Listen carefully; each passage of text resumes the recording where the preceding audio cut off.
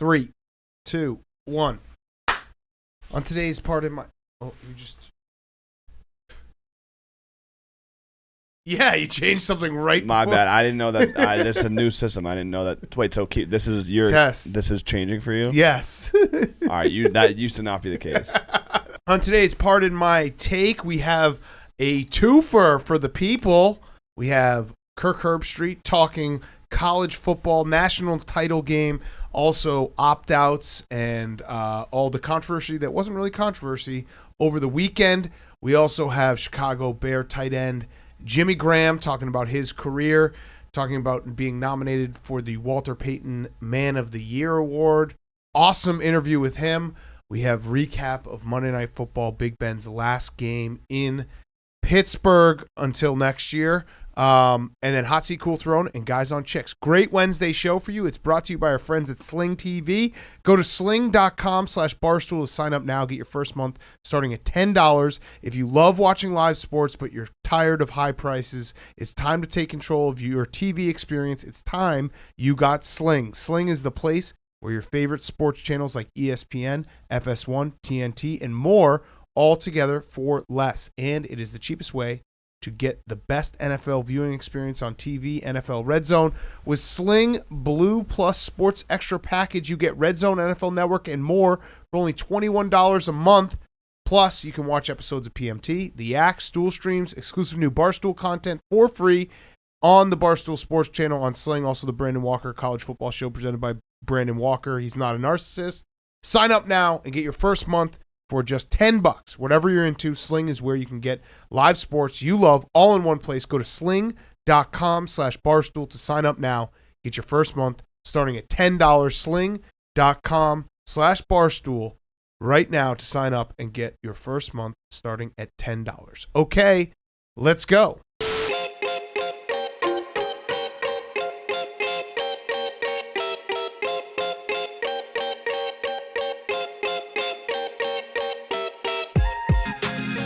Welcome to Pardon My Take, presented by Sling TV. Go to sling.com/barstool to sign up now and get your first month starting at just $10. Today is Wednesday, January 5th, and Big Ben has played his last game in Pittsburgh. Not necessarily true, according to Antonio Brown, who revealed on an Instagram live stream yesterday that he wouldn't put past Big Ben to come back next year. No, it was actually on a cameo. It was on a cameo. Yes, it was on a cameo. He went better. He went gremlin mode on Big Ben's career and said he's not done. No, but it was... Let's just take a moment. Let's just take a moment and let it all soak in. It was touching. Big fat Big Ben's face with the teary eyes. He kept his helmet on. They were fantastic years. That was one of the signs. I actually don't think he could take his helmet off. I think his face had swollen up during the game. Yeah, his post-game interview where he spoke into his mouthpiece. Yeah, and then when he was walking into the tunnel with his family, his beautiful wife. Daddy's still a football player, guys. Daddy's a football player. It's sad. 17, 18 years? 18 years. It was a long time. Gold. I mean, just think about everything that's happened in those 18 years. Black and yellow. I said black and gold. Black and yellow, black and yellow. He put on that cape. That black and yellow cape for us. For the last time. And we couldn't fix him. He couldn't fix himself. Yeah, the doctors couldn't fix him. Big Ben tried. What a scene. And the best part was the game was just objectively terrible. Well, Big Ben had one of a kind, like literally an all-time passing performance in the game, a historical passing performance. He's the first starting quarterback to win a game with 40-plus pass attempts and fewer than 150 passing yards. Oh, beautiful. Since quarterback starts were first track beginning in 1950, starting quarterbacks were combined 0-13 with those numbers entering yesterday. That's brought to you by, we'll just say Pardon My Take, Stats and Info. That was, it was, he went out with a win. He went out with a win. On his shield.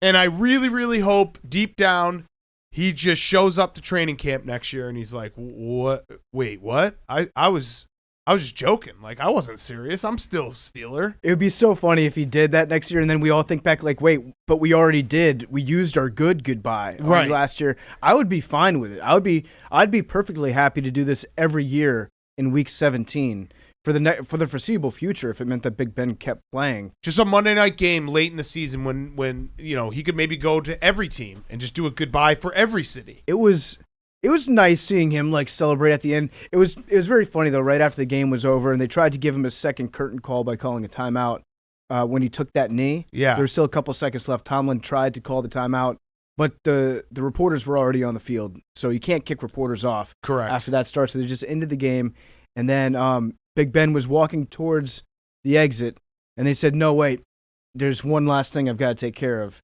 And he turned around. And then he just walked over to the bench and just sat on the bench by himself. Just to get that picture. Just to get that picture. That picture is worth a lot. There were cameras around him when he was doing that? No, listen. And then it was nice to see him celebrating with his whole family. Shout out Drew Brees. Yep. On the way out of the game and seeing the media follow him afterwards. But it was very nice. It was a good shot seeing Big Ben like holding his family's hands, walking through the tunnel. His beautiful family. It was, Big Ben is objectively one of the funniest quarterbacks that we've ever had in the NFL. He's just funny. Mm-hmm. Like his body's funny. The injuries are funny. He won 2 Super Bowls. He was, at a time, I would have picked him like up there. I know I saw Dave made that discussion of like the guys you'd pick in the fourth quarter to win a drive. Big Ben was my answer for a very long time, just because of how hard he was to bring down, how good he was with his arm. I wish he could stick around because much like Phil Rivers or Eli Manning, like the comedy of the NFL goes down a little bit when Big Ben retires. Yeah. Big Ben, if you're listening, just close your ears real quick. This might be a triggering word, but there's a compilation of Big Ben doing the extending plays thing. Yeah. That's probably like 3-4 minutes long. It is the best football plan that you can watch. It's just like, from Big Ben's prime, there were so many instances in a fourth quarter of a game when he'd have 3 guys hanging on him like wolves trying to take down an elephant, and he would just like shake them off, stumble to his left a couple feet, make a ridiculous throw that he had no business making, and look like the most unathletic person in the world while doing it. Right. But he would do it repeatedly, and he was so good at it. Eventually, you had to just be like, Big Ben, there's no question. He is extremely athletic, but he just happens to look really, really goofy whenever he does some of this stuff. Yes, and he's one of the best quarterbacks of the last 20 years, for sure. So much fun to watch. Did you think it was a little odd that they went like to me, Big Ben, so much fun to watch, automatic Hall of Famer, 2 Super Bowls, like one of those quarterbacks that he kind of breaks the mold. You won't see another guy quite like him. It did seem a little extra that like ESPN, everyone was like, and he's a great guy. It's like, wait, but we know he's not. Like, let's not pretend. Well, I mean, we've seen all the documentaries behind. we know he's not a good guy. The last 2 years, Big Ben has put out some of the best documentary film work chronicling what a good father he is. It's the old as good as Big Ben was as a player, he was even better as a person. No, not this time. Let's just say Big Ben was a Hall of Fame player. I did hear one announcer refer to him as an outstanding young man yesterday, and that made me laugh. He's 40. So hard. Everything about that statement is wrong.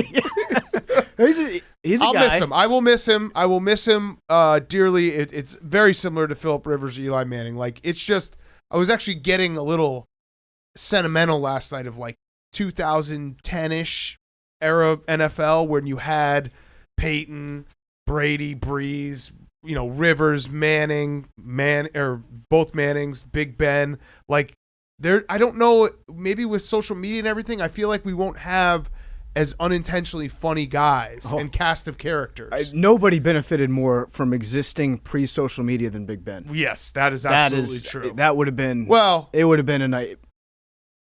Yeah, also. I mean, point well taken. Yes.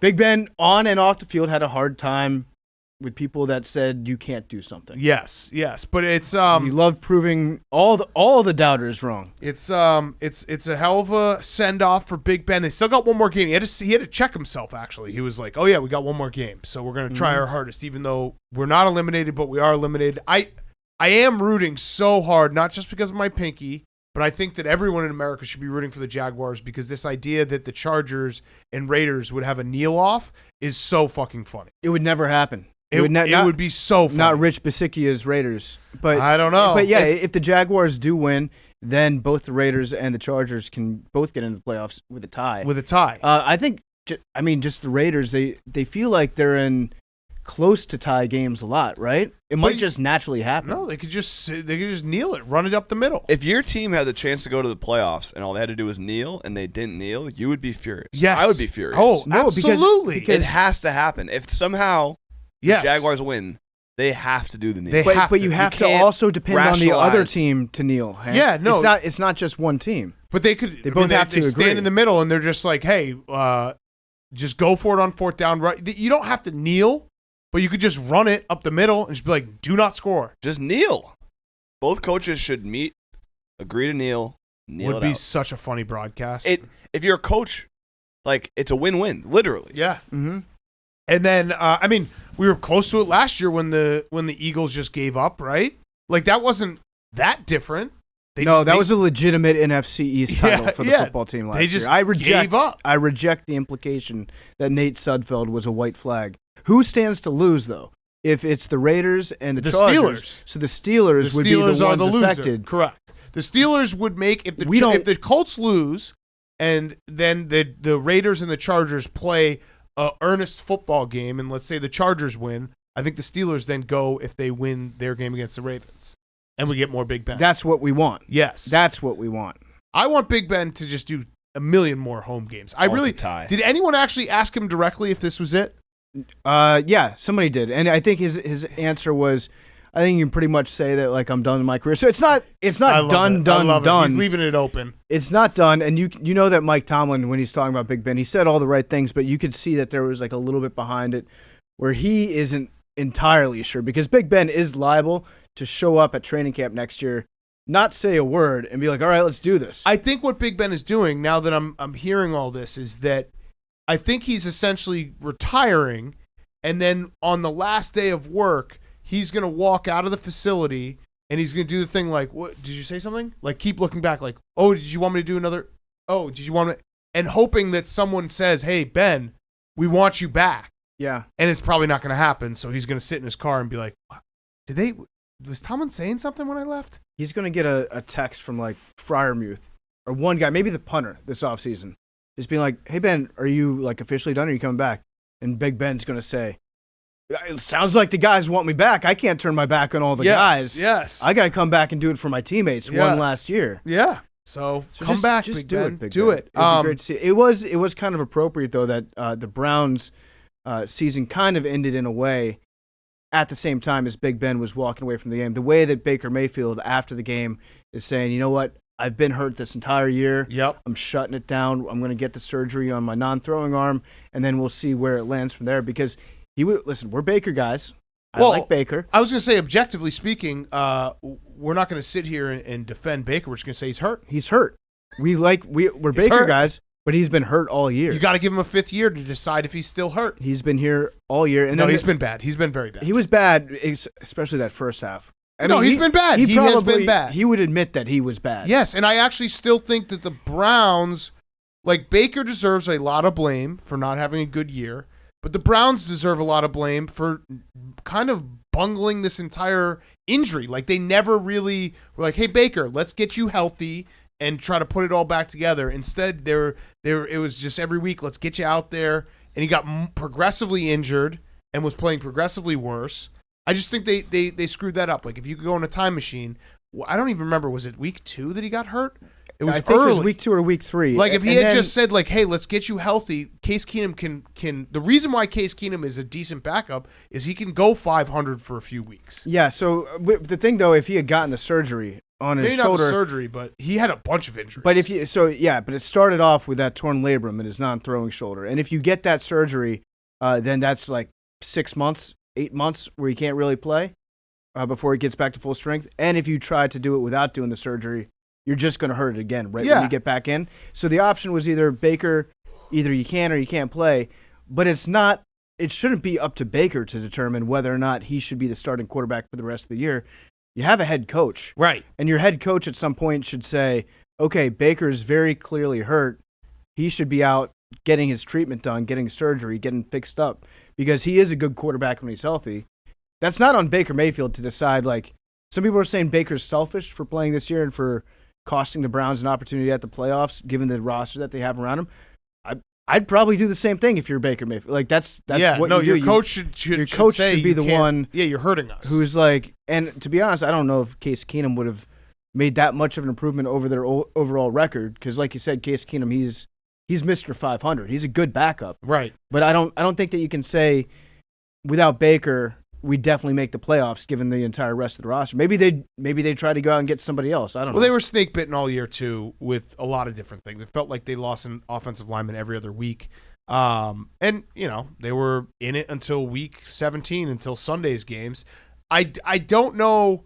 I think you have to bring back Baker for his 5th year, but he definitely falls in the camp of a guy that you can't be giving a record-breaking contract to. That's not like something wild. That's not a hot take. I think we all agree with that. He's not an upper echelon quarterback right now. Could he be? I don't know, but he isn't right now, and he hasn't shown that he has been. So I think that's where the frustration comes from Browns fans. Like, what are we going to do? You can't. Every quarterback that has a little bit of success seems to get that big contract. I think he's one of those guys you have to wait and see if he can if he has a great year next year, maybe, but otherwise maybe move on. Well, you're not going to find somebody in the draft that's going to, if you're the Browns, if I'm a Browns fan, it'd be a very tough sell to convince me go back to the draft right now, given the fact that Baker Mayfield is literally the only guy that's worked out for you. Well, no, I think 20 years. I think it's a draft a quarterback in the 2nd or 3rd round and see if he, you know what I mean? Like, Baker's the quarterback next year, and if at some point maybe it's not a Kellen Mond situation, which Mike Zimmer, I loved that answer just from destroyed him. Just if you him. missed it, Kellen Mond or a reporter asked Mike Zimmer, "Why don't you give Kellen Mond a chance? Like, why don't we see what he's got?" And Mike Zimmer's like, "I see what he's got every single day in practice." Next not question. Gonna happen. Yeah. Yeah. We always, as fans, we always are like, start that guy, that guy, forgetting that they do see them, and unless there's reports that he's lighting up the world, which that will happen sometimes. Mm-hmm. But yeah, with Baker, I actually think maybe the solution is you do draft a guy in the 1st round, and you get Baker pissed off. You get an entire offseason of mad Baker. That's when he, like, put him back in his walk-on mentality, where it's like no one believes in you, Baker, for an entire offseason. That would be awesome. Say, no, okay, Baker, no more commercials. Or you draft a guy, and then you get him all the endorsements in the offseason, and then you watch Baker as a true underdog scrap and claw to get not only his starting position back, but also the progressive ads. Yes. Which, I mean, yeah, he's got to definitely make sure that he has less ads next year, no matter what. It's funny because they shoot those in the offseason. Right. But when they're being played every single commercial break, it does feel like I'm very dumb, so when I watch it on TV, I'm like, why is Baker doing all these ads this week? Right. He should have been preparing. Right. And then there was... why is he still living in this stadium? Yeah. There was another report that said that, I think it was Albert Breer saying that the Washington football team was considering trading the 9th overall pick for Baker Mayfield. That seems steep. I'm just in fuck it mode right now. That seems steep. He'd be fun. That's all I care about right now. Yeah, maybe. Yeah. Last night wasn't fun to watch. Last night he's hurt. He's hurt. He's very hurt. Okay, should we do hot seat, cool throne? Big Ben. We get one more week. Who are they playing next week? Ravens. Here's what I guess we have to hope for is maybe someone. We never root for injuries, but it would be funny if someone on the Steelers, a quarterback on the Steelers, got injured next year, and he came back and saved their season. Oh yeah, I mean the second Dwayne Haskins. He's going to stay in shape. Oh, for sure. He's going to be in the best I shape. hope Big Ben is like 400 pounds. By August. What's he good? Yeah, he's not going to know what to do with himself this offseason. Maybe, and again, like you said, we don't root for injuries, but if Big Ben could have like a minor, like tweak his knee or something like that in the very last, he needs something to work towards in the offseason, so he doesn't feel like he's just sitting around. Like let him go to rehab. Just lie to him after the game and say, hey Ben, thanks for your service. Also, your elbow is screwed up, so we're going to need to see you in here every week. Just get treatment on that. Just keep an eye on him. Yeah, we can say, Hank. The baby boom that's going to come from 8 months or whatever, and 9 months after his retirement or his Hall of Fame ceremony in Canton, is going to be all time. That's going to be like the biggest Pittsburgh party for weekend that's probably ever happened. And I love Pittsburgh. Like, the scenes were cool because Pittsburgh's a football city through and through, and like they all are just such diehard fans. It was cool to see. It was a fun, memorable night, even though the game sucked. Also, no one cares, but rest in peace to anyone that lost Najee Harris. their fantasy championship because of Najee Harris. Or having Nick Chubb and having Kevin Stefanski fuck you in the face. Or going against Pittsburgh's defense that got that interception. I saw a couple people that last interception, like meaningless interception. It was the Najee Harris run was such a meaningless fuck you to so many people. And like, we don't talk about fantasy much on this, but championship week, like, those type of things will drive you insane. It was funny because I was watching the Ncaa when that happened, and they were all screaming at the TV, go down tonight, because that's a smart football play. Right. Would be to go down to pull a Todd Gurley. But yeah, so much money swung based on that one touchdown run. And I love watching Najee Harris run with the ball because he gets through defenders, and every single time it's an unconventional way. It's either a stiff arm that puts you into the turf. He punched that guy right in the face last night. It was awesome. Or he jumps over you. Yeah. He doesn't really do, like, you'll never see him pull a Barry Sanders type move around somebody. But he gets through you either violently or directly over your head. He was sick. Yeah. And TJ Watt. Oh, yeah, TJ Watt, Defensive Player of the Year. I'm so mad at myself. Instead of betting, like I did on the Cowboys, which is I just burned my money. I said TJ Watt was going to be Defensive Player of the Year 2 months ago, and he's going to set the record for sacks. Incredible season. The impact he's had on like, he is the Steelers defense. He has to win this award. He also, it is very funny too, because now we have 17 game season, 18 week season, 18 week season. So a lot of records are going to get broken. But the one record that I don't think anyone has a problem having it be broken is Michael Strahan's, because he got it cheaply with the Brett Favre laydown. Yeah. So it's very funny. And TJ Watt also was injured for a lot of the year. I saw some people tweeting out different numbers about that, so I'm not sure exactly how many games TJ Watt's played in. It will end up being somewhere between 13 and 16 games. Yeah. So it counts. He missed one full game, and he left 2 other games with injury. Yeah. So it'll be probably about 14 games. But I don't think that anybody's going to say, like, this record should not stand, one, because of what you said, and also because, like, he legitimately accomplished it in under that amount of games. And he was incredible. Yeah, he was absolutely incredible. All right, let's do hot seat. Although I did see one person say, like, this record shouldn't count. Maybe it was in reply to one of your tweets that you quote tweeted, Big Cat, but somebody was saying, like, this record should have an asterisk because he got to play against Lamar and Baker. Yeah, Lamar and then Baker Mayfield twice.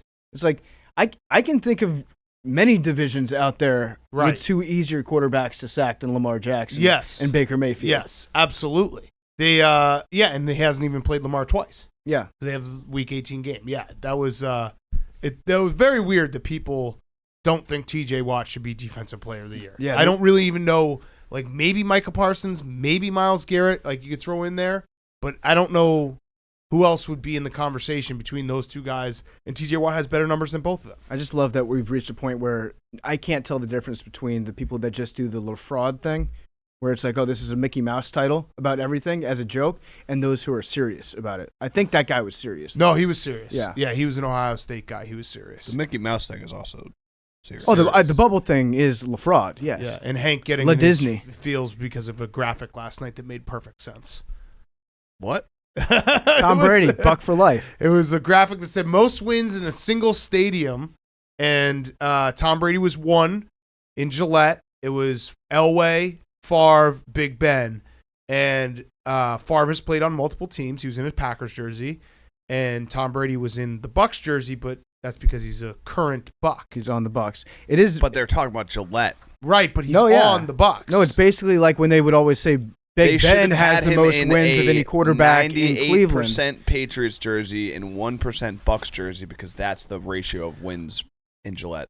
But I do really think that it was because he's currently playing. We'll see. How are we going to find out? When he retires, we're going to see what they put him up as. That's fair. That's right. That's true. It would have been weird, though, if he was a Patriot. What if he plays the same amount of seasons with the Bucs as he did with the Patriots? Then, if he wins 5 more Super Bowls with them, they can have that conversation. He's 65 years old. Also, I hope Bills fans are watching the stat when they showed dominant quarterbacks versus other teams. It was like Big Ben 24-3, and then I think it was Brady was like 34-2 against the Bills. So I think it would be very funny though if Tom Brady beat the Patriots in the Super Bowl this year. I think at that point you have to go into the Hall of Fame as a Buck, right? I'm just saying this right now. If we beat the Bills in the playoffs, I don't care what happens. Whoa. Okay. I'm just going to say that We've readjusted. Right now. Yeah. They've been that mean to you. No, I'm just going to put it out there. Which would you rather have right now, beating the Bills in the playoffs or the Celtics beating the 76ers in the playoffs? Oh. With Ben Simmons on the Celtics. Bills fans are my current, I can only wow, focus it's gotten on what's that in front of me. bad that quickly. There has been, to Philadelphia's detriment, there has been more Bills fans that have said, like, sorry, some Bills fans are being mean to you. It's not all of us. That never happened with Philly. Philly's just like, yeah, we are who we are. Go hang from a bridge. I've always respected that from Philly. They are who they are, and they don't care. That's the best part. All right, hot seat, cool throne, Hank. My hot seat, speaking of Celtics, former Celtic, Tristan Thompson. Yes. What a story. He came out yesterday with an Instagram story that said, today, paternity results reveal that I fathered a child with the girl's name, and now paternity has been established. I look forward to amicably raising our son. I think that's his second, third, maybe fourth kid that he's had that's not with Khloe Kardashian. But in the next story, King. he said, absolute king. I have the utmost respect and love for you, talking to Khloe. Right, so, respect, yes. Kind of mixed signals there, but probably not, never fun to be Tristan Thompson in these situations. And wait, yeah. I mean, are people not taking his side? Because he said, with the utmost respect.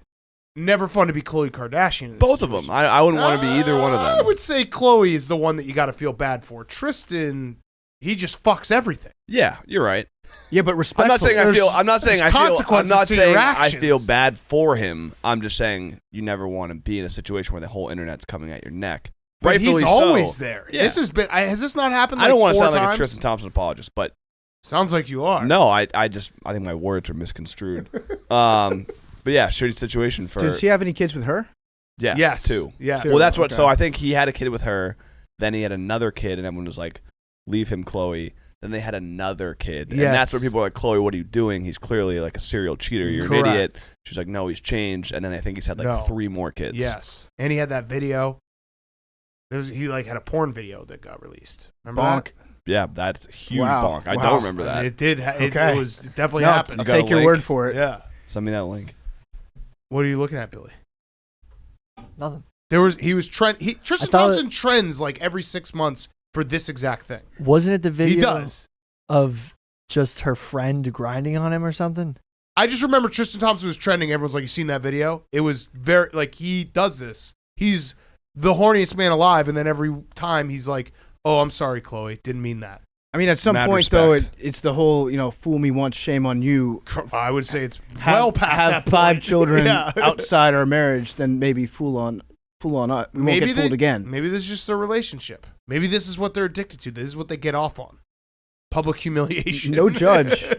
No judgment. Yeah. Okay, your cool throne? My cool throne is darts. Yes. So this clip that came out today, there's been a few clips, a couple, like the most electric thing, I think I got in during quarantine, darts, watching darts, following darts, the scoring of it. A 9-dart round is one of the most electric things in sports. It's basically a perfect game of darts. And then today, this video, this guy's name is Ted Hankey. Look him up. He's got a bunch of viral videos. He's an electric darts character, but he's basically talking to himself as he's throwing, and he looks like Tony Soprano, and he basically says, who's in charge? Me or the devil? I think me. And then throws like the dart he wanted to throw. It's just an unbelievable trash-talking clip that he, talks his shit and then does what he wants to do.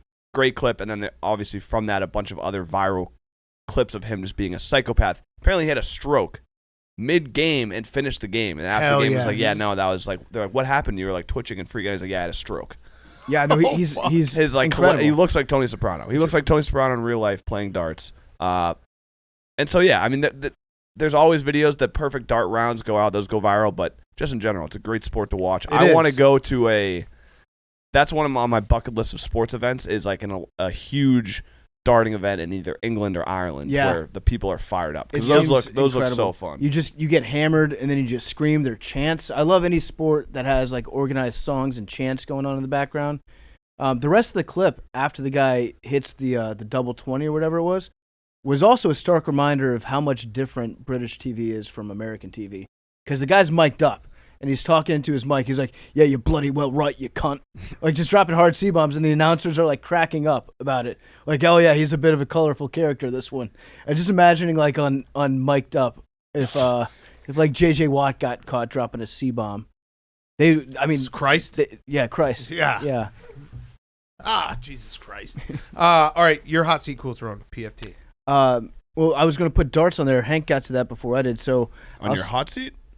My hot seat or my cool throne, one of the two. Well, he asked for your hot seat. So my hot seat was going to be the Red Wolves. Red Wolves are on the hot seat. The Washington Red Wolves are no longer on the table for the Washington football team. Oh, they officially took it off? They took it off, yeah. They did. They're doing this thing called Making the Brand, where they show the whole franchise behind the scenes, like trying to figure out what's going to be the next name for the football team. They have a vote? What? That sounds like, do those people have a say in it, though? No, it's just a video series. With They're just doing like, all right, we're gonna X out of this Photoshop? No, they're like an image creator, and they're like, all right, nope. Well, it's mostly based around Jason Wright and Ron Rivera, talking through all of the options. And so this most recent one was them saying we can't do Red Wolves, even though we wanted to, because there are other sports teams that have copyrights that would have made this impossible for us to execute on. So now there's all sorts of conspiracies about what it's going to be. They're going to announce the team name on February 2nd, which is Groundhog's Day. We got to leak it. So someone's got to leak it. I'm thinking it's going to be the Red Hogs, which I love, actually, because you're giving a throwback to the Hogs, the old offensive linemen. Yeah, that's good. And you can do so much cool shit with pissed off looking pigs. Yep. Like the old dicks. Yeah, Razorbacks. Bonk. Yeah, the Razorbacks, the feral hogs. Billy was saying you could call them the 30 to 50 feral hogs. Mm-hmm. So yeah, I'm starting to like more and more the idea of the Red Hogs, but some people are saying it's going to be the Brigade now or the Armada. I'm just certain that no matter what they pick, everyone's going to hate it for the first 24 hours. And they'll probably continue to hate it until they win. And then if you win, you can call them whatever. And people will be like, oh, yeah, that name's kind of growing on me. Yeah, it's just still trending for 3 hours, and then we'll all forget. Exactly. Anything's better than football team. I like football team. It's grown on me. It's kind of nice. Like, we don't need a mascot. We play football. It's just a football team. It's kind of European. A little bit. Yeah. Soccer yeah. teams do. Club. Yeah. Mm-hmm. Football club. All right, and your cool throne? My cool throne is the Low Man Trophy being an actual trophy. Yes, this is mine as well. Okay, yeah, we dropped it last night. We made the announcement at halftime of the Monday Night Football game. John Chenal, again, still don't know how to pronounce his name. It's pronounced like 8 different ways now. He won, and then people got mad because people were saying that other people should have won the trophy. Yes. Well, guess what? Iowa got mad. There was a committee that was convened, and we voted on it. And perhaps if you wanted your fullback to win, then you should have had simply a better rushing offense. Yes.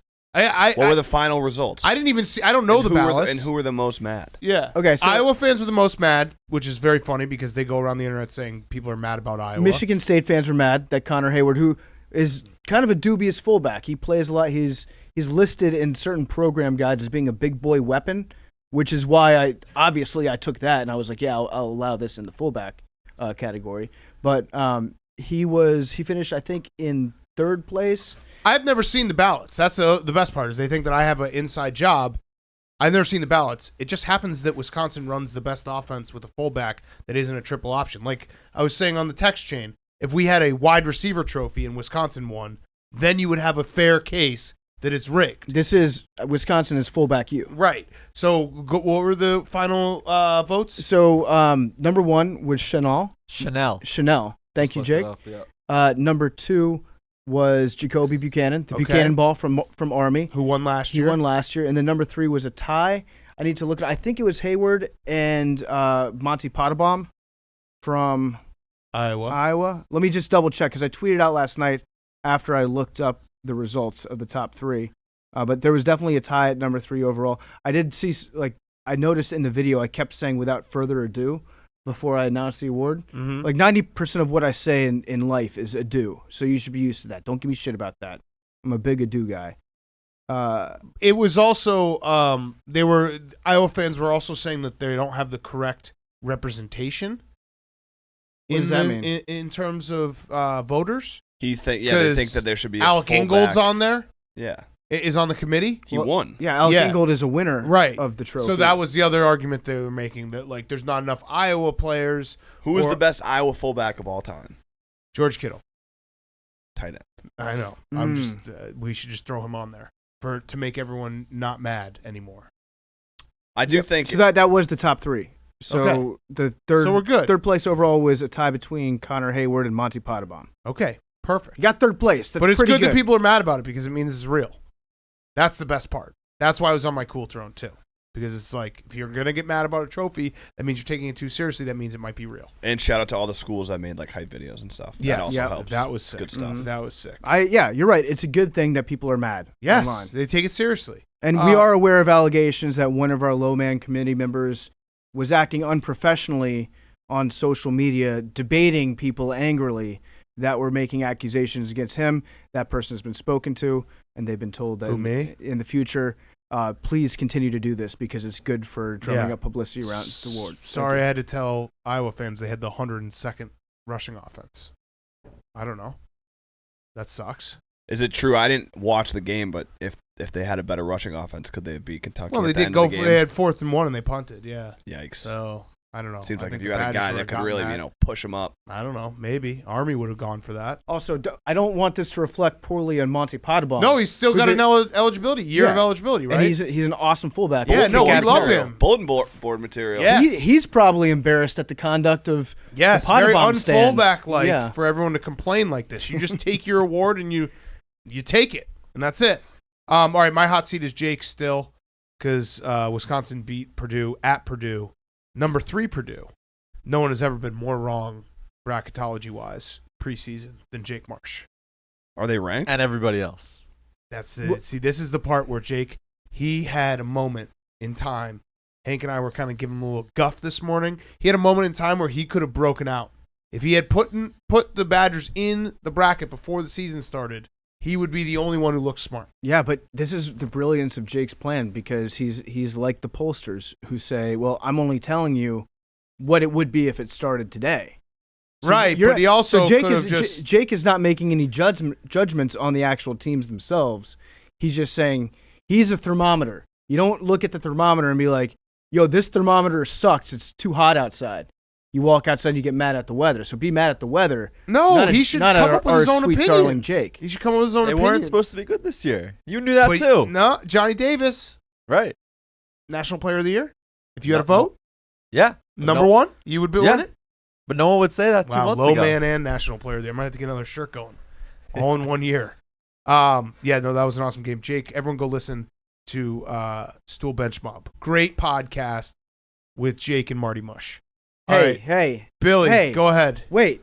Billy, go ahead. Wait. Hot seat, cool throne. Rico Bosco. Oh, yeah, Rico I as want well. to give Yeah, credit Rico's as well. I want to give credit to Rico Bosco. I feel like he's been No, he's been a forgotten man Rico, recently. to his and credit, Rico would take a bullet for you. Rico, to his credit, did say that if Wisconsin didn't have Johnny Davis on their team, they wouldn't be as good. I just think That's some Spot the fucking lie. that is Fact or fiction? that is fact. I just think Rico 100% behind him in that gets a bad rap, and he's an outstanding human that more people should respect. 100% behind him. So my hot seat is the Washington football team. Jalen Hurts recently released a letter asking for the Washington football team to take some follow-up action to what happened after the railing He collapsed. open lettered us. He open lettered you guys. Notes apt?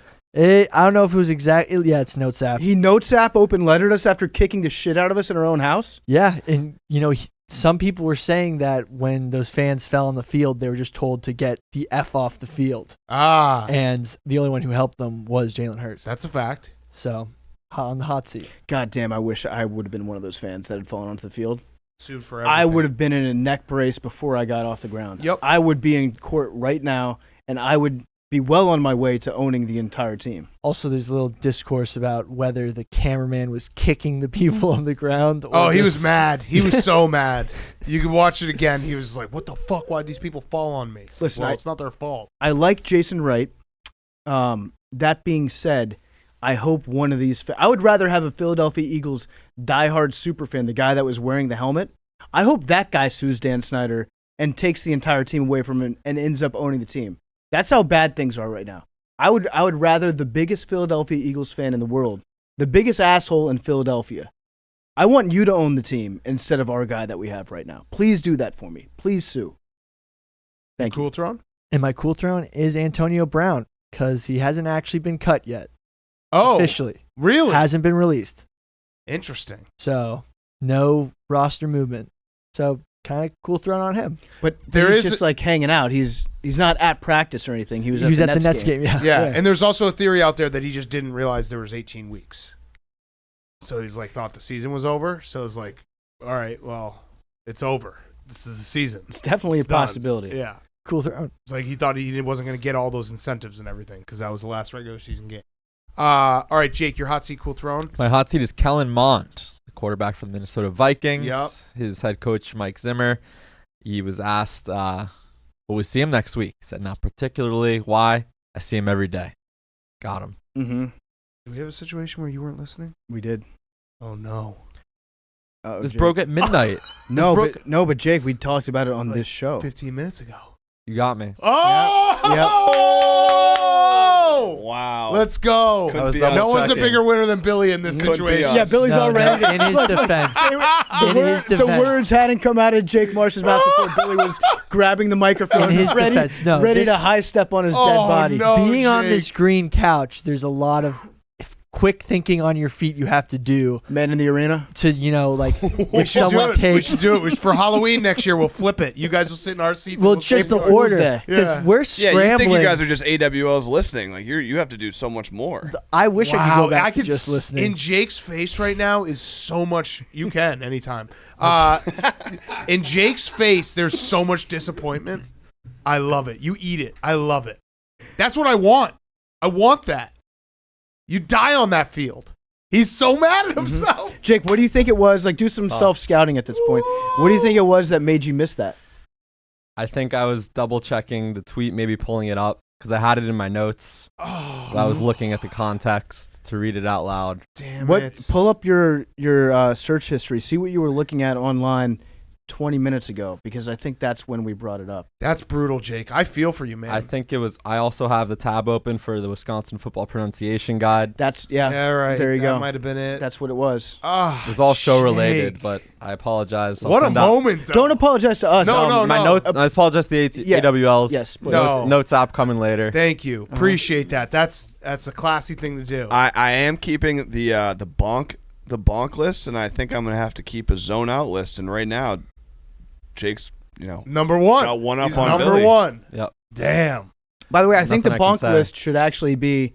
It's impossible to do it this way, but I would prefer it be retroactive, like looking at what the bonk total was, as You make your own opposed to bonk making list. it, as opposed to making a competition to see who can get bonked less in the future. I'm making don't worry. I'm not gonna say anything, and we'll go over it in like 6 months. Okay. And we'll go over Works for transgressions. me. Jake. Man. So my hot seat's me. Yeah, Mhm. that was an incredible moment because wow. Okay. All right. Where were you? That's Yeah. okay. You'll bounce back. You can't I be know perfect. you. Yeah, Like, no. You're Mistakes happen, you so can try I to bounce apologize back to guy. everybody in I this believe room in and you. outside of it. yeah. No, I believe in you. Stinks. Absolutely. Redemption, though. I have 361 days for redemption this year. Boom. No, but we only do a show every 3 days, so Mm. Okay, so I have you have Also Memorial Day. We don't have 100 one. Yeah. like 100-ish. Okay. Days All right. for All right. redemption. I believe in you. I believe Yeah. in It's you. not a good way to start the new year. Listen, buy stock in No. Jake right now. It's the lowest it's ever been. Okay, go ahead. You cool throne. My cool throne's being old. The oldest person in the world, Kane Tanaka, turned 119 yesterday. Whoa. So good Guy for or them. girl? I believe girl. Yeah, it has to be, right? Yeah, No yeah. guys live that old. Why would you want to as a guy? Yeah. It's wow. 119. That's Yeah. insane. Are you sure Yeah, that she. she already turned 119? Yes, it's not a Betty White Okay, situation. good. 1902? Fuck. That is crazy. That's old. She was, 1903. she was living it up in the roaring 1903. 20s. Oh, yeah, it's 2022. Bonus hot Yeah. seat, me. Yeah, Mm-hmm. but you'll be back. I'll be back. You fucking believe. All right, Yeah. let's get to our interviews. We got Kirk Herbstreit and then Jimmy Graham back to back. Here's Kirk Herbstreit. Okay, we now welcome on our very good friend. It is Kirk Herbstreit. He is calling the national title game on Monday, Alabama versus Georgia. He's off of calling the semifinal, the Rose Bowl, and also the entire internet hates him now because he said that everyone who opts out doesn't love football. Did I recap it perfectly? I guess the internet part. I mean, I think it kind of took on a life of its own after the Matt Corral injury, but I don't know how many people listened to the entire 8-minute segment. I'm guessing very few, but they definitely read some headlines. Yeah. So I wanted to have you on because I want to talk about the national championship, but I also thought when I saw, you were trending and everything, I was like, I know Herbstreit. Like, I know that this isn't exactly what he's saying, and this is a conversation that has a lot of nuance in it. So I thought, let's have the conversation. Let's talk about the opt-outs and what is all the rage in college football right now. So where do you land on the entire thing? The conversation was with Desmond, Howard, and myself, and Pollock and Reese, and we were just kind of talking about the new world. I mean, we're not hiding from it. It's just our new reality, and it's only going to get worse. I mean, if you're a fan of watching these guys play. So we were just talking about what's going on. And I the one little line that I brought up, and if you watch the whole segment, Reese came at me like, boy, that's a sweeping statement to say that players, maybe they don't love the game as much as they used to. And then I said, no, I said some of these players, I think, and first of all, just to give you perspective, I've covered this sport from the front row. I've been behind the curtain at all these programs for 26 years. I'm really fortunate to be there. I have 4 sons that are 21 years and younger, 2 of which play Power 5 football. I'm not out of touch with kids. If anything, I got a pretty good feel of what they're distracted by. They love you guys. They love a lot. I mean, I get it. It's different. It's a different time. But I don't have my head in the sand. Like, I'm not oblivious to the game of college football is changing. Caleb Williams came out yesterday. I read a quote saying, I'm going to go to the highest bidder. I mean, you have to understand the game is changing. So it was really, the whole conversation was about that. And Des and I were just talking about, when we played, how guys would never think about opting out. They, of course, would play, and how the team kind of overrode any kind of individual thought. This is a long time ago. And we're just talking about, is it money that's changed this or what it might be? But the whole thing was some players maybe don't love the game the way guys used to. It wasn't all players don't love the game. And I think that's what it became. And listen, when I say they don't love the game, I think that going back to my own kids, they grew up literally in their internet age, and they grew up with phones. Think about how even your guys' age, how we grew up. We just didn't, if I would have grown up in this era, guess what? I would have been right there with them probably. It's just what they know. I grew up, we didn't have a lot of stuff. So we went outside and played, or you watched football, you watched basketball. We were entertained by watching games. So we kind of fell in love. We were out in the yard playing. So we all kind of loved the game and the idea of, wow, one day maybe I can be on TV playing. Guys today, like my kids, they're brainwashed football fans. If it's not Ohio State, they're kind of into it, but kind of not, and which is fine. That's their prerogative. They're into their phones. They're really into social media. And I get it. So my kids included, by the way, don't have the same passion that I had. Right. And it doesn't mean that they're bad kids. They're my kids. It just means they've grown up differently. And so I think it really got twisted. It got really misunderstood. I don't think kids that opt out are bad kids. I don't think that they're making a bad decision. They're making their own decision that they and their family think fits their best interests. So be it.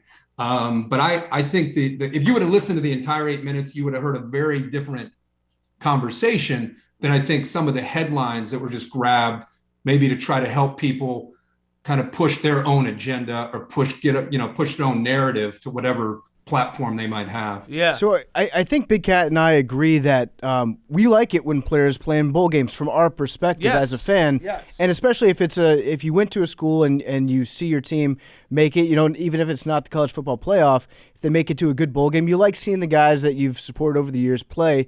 I think that's a natural part of being a fan, to want to see these guys continue to play, to see the best players go out there and play. But also, I think that we have a perspective where if somebody chooses to not play in a bowl game because they have, this looming NFL money waiting for them that they don't want to screw up. They can change their lives. They can change their families' lives. They can set their kids up for the rest of their life. And they don't want to take that chance during, one bowl game for their college team.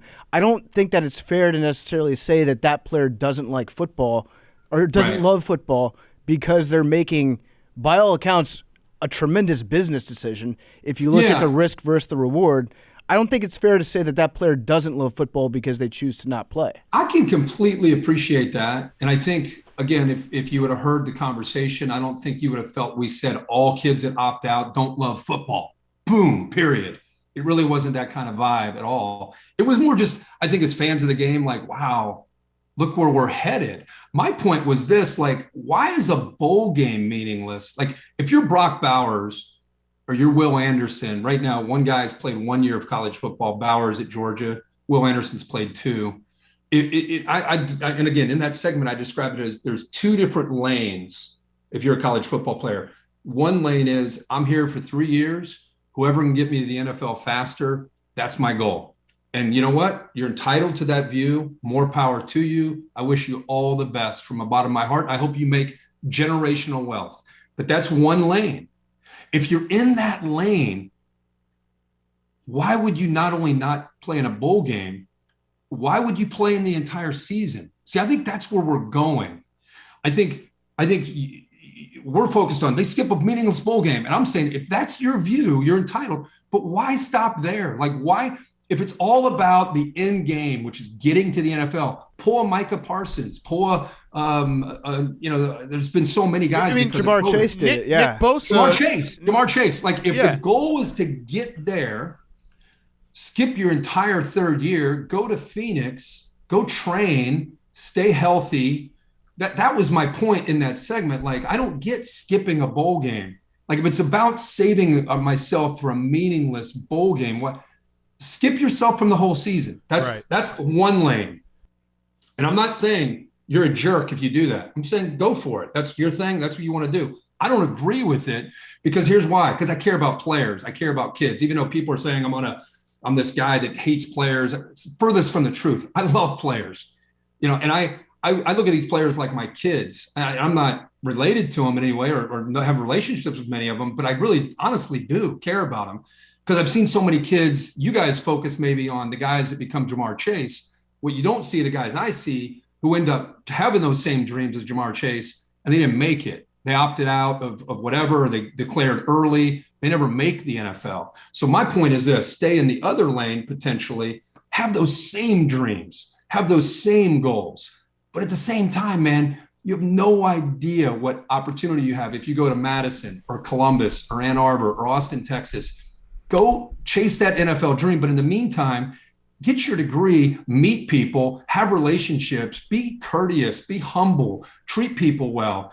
And when you go play the NFL for 5 years or 7 years and you don't make generational wealth, or let's say you don't make it to the NFL, you bust a knee or whatever happens, you have this to fall back on, relationships. And those schools will take care of you forever with the alumni and with different relationships. If you play the system, you can either let the system play you, or you can play the system. And I'll say one last thing. I didn't have a pot to piss in when I came out of high school. My parents were divorced, broken home, despite what I looked like on TV. That was my background. I had no money. If I didn't get a scholarship, I would have joined the Army. My sister paid off student loans till she was in her 40s. We had no money. So I say that because I have appreciation for what these players are facing, because I had those same dreams. I would have killed to go to the NFL. Guess what? Went in the cards for me. I never got to a camp in the NFL. What am I going to do? Am I just going to go home? No, I wasn't a great student. I didn't take school as serious as I should have, but I got a business degree. I didn't know what I was going to do. I stumbled into broadcasting, accidentally got into it, making $12,000 a year, had no idea. It wasn't like, I'm going to go to game day. I'm going to go to ESPN. I had no concept of what I wanted to do. It was just bust my ass, work as hard as I can, opportunity like you guys do. Opportunity opened up, and I eventually got to ESPN. And maybe it's a 1 in a million story, but my point is the relationships that I took advantage of opened some doors for me to get that opportunity. And that's why it breaks my heart when players put all their eggs into one basket, NFL or bust. And then when they don't make it, and 98% of these guys aren't making it. So that's what breaks my heart, man, is we focus on Jamar Chase and Micah Parsons, and we don't focus on the 98% of guys that I care about and want them to have something to fall back on if they don't make it. So that's why I get kind of passionate, kind of fired up about this topic, because it's not as simple as go chase the money, because sometimes that doesn't always work out. And I wish they had a backup plan. That's all. Yeah. And I think it is true that like this, what we're talking about right now, it's in the extremes, because there's not a lot of players that are like surefire. You're a first rounder. You knew that going into your third year. You don't even have to go out there right. put stuff on tape. I think the root of this problem is college football. I love college football. College football is about tradition. College football is about your own relationships with, your friends from college or people you love, going to games. So that's where I think it breaks, where it's hard to be like, wait, the Rose Bowl means something, but it doesn't really mean a lot comparatively now than it did 20 years ago, 30 years ago.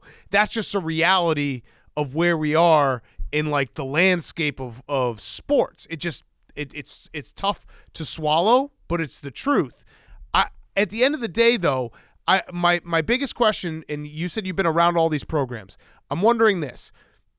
Has it changed a little bit in the locker room in terms of teammates being like, hey man, go get your money. Like, we don't sit out for this ball? Because I think that's a very important aspect of this, where everyone they try to figure this out. They either take the side of, oh, this kid should get the millions, opt out, it's a meaningless game, or they take the side of, well, if I was his teammate, I'd be pissed off.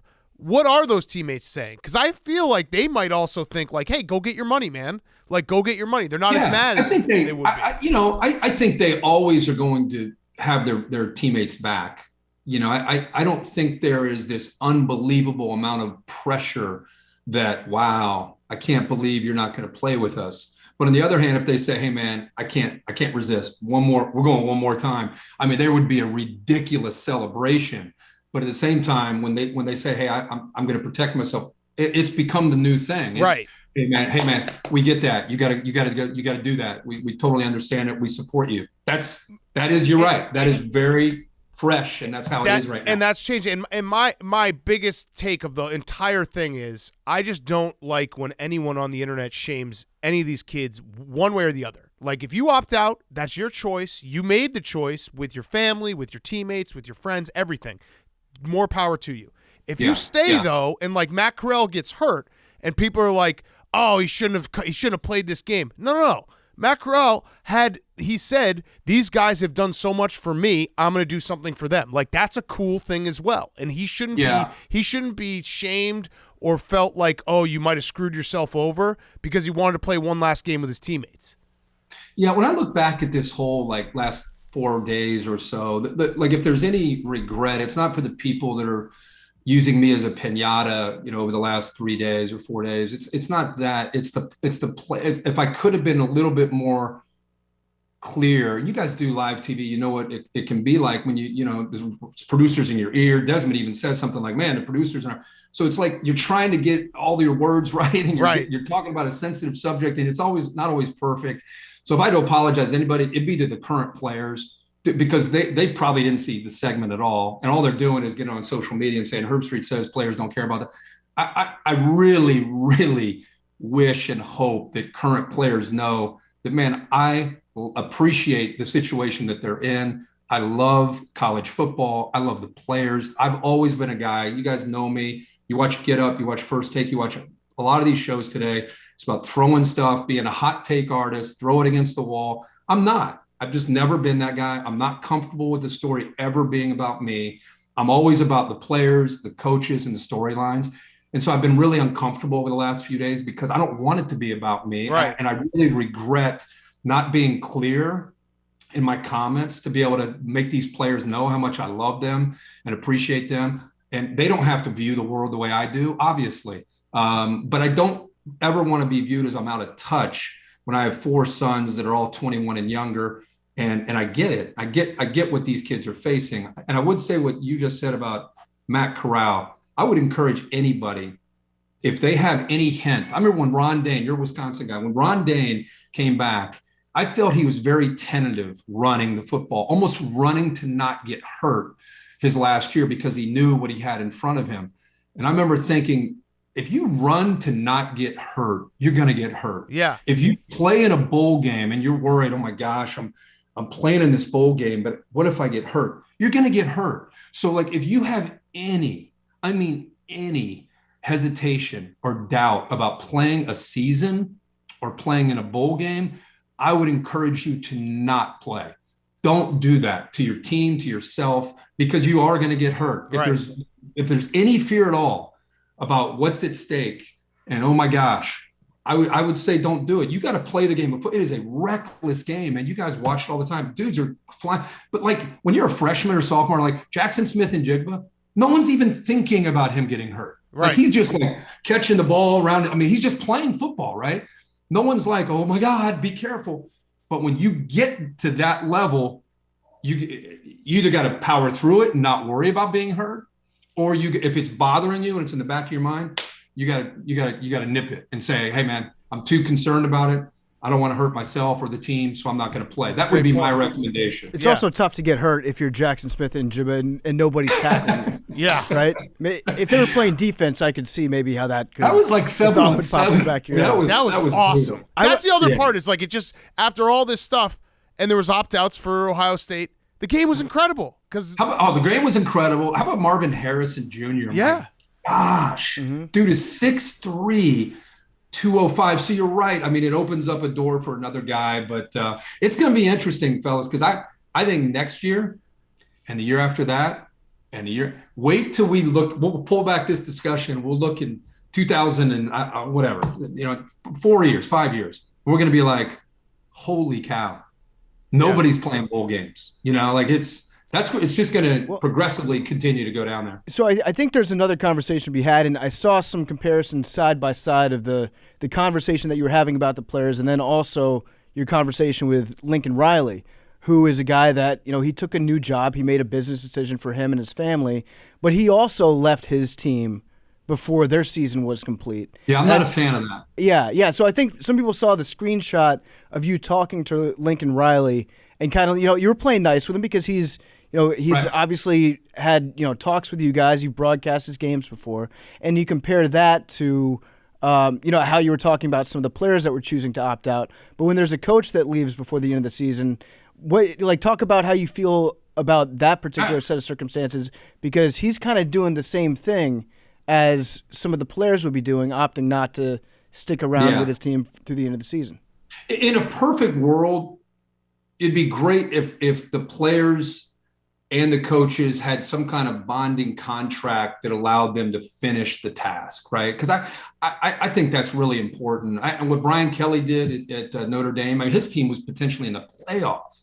And of course, Marcus Freeman stepped in. So I'll say this, though. I don't think this is just everyone's entitled to their own opinion. I just don't think it's fair. I don't look at players and coaches as apples and apples. I think a coach is a 45-year-old guy. He's been a student himself. A lot of times he played. He was a GA. He's grinded his way to the point where he is. And people get really upset to think, wow, coaches are held in a different light than players. Well, they've earned that. Like you guys, compare yourselves right now in your career to where you are now, to where you were when you first started, wherever you were. You're a little bit more seasoned. You know a little bit more. You've earned the right to be in the position that you're in, and you will be. Imagine where you'll be in 10 years or where you'll be in 20 years. And imagine if there was a young guy that was coming up who got, a podcast with you guys and he was just starting out and he wanted to have the same opportunities that you guys had. And you'd be like, wait, I mean, it just doesn't work that way. And with players, don't get me wrong. I want to kind of recalibrate the whole system. I say we make the players employees. I say we're down a path now. We form a union. I mean, that's where we're going with this thing. And by the way, if you do that, players got to understand when they go get a massage that's for free now, that's going to cost them. When they go to the cryo machine, that's going to cost them. It's a very different relationship, but that's where I think that's where we're headed at this point, because Players need to be treated that way. They need to benefit more than they are, not just with name, image, and likeness. The system needs to benefit them. How? I have no idea. Yeah. But they do. They need to feel like, okay, they're appreciating what we bring to the table. These are all things that 5 years ago I would have never thought we would have gotten to. But we have to accept where we are. But to your point, man, I personally don't like to see coaches do what they do. I don't begrudge them for going to a better opportunity or a new opportunity, but I do not like to see them leave before the season is up. But I hope we find a way to curtail that, because that's just like players you'd love to see finish the deal. Same goes for coaches, without a doubt. I don't think there's any difference there. I'm really dumb, so maybe you can explain this to me like I'm the idiot that I am. But if you start to treat players like they're employees, you're saying that they'd have to like put a coin in a machine to like get Gatorade out, or they'd have to pay for I don't know how it would work in that regard. I'm just saying that I've talked with a lot of people about, are we going to a point where eventually the players will be unionized and that kind of thing? And they say, if we do, it would become a different, you can get fired. You show up late to a meeting, you're fined. It's just a different relationship. It's essentially like an NFL relationship. I don't know if NFL players put a coin in and buy a Gatorade. I don't know if it's like that.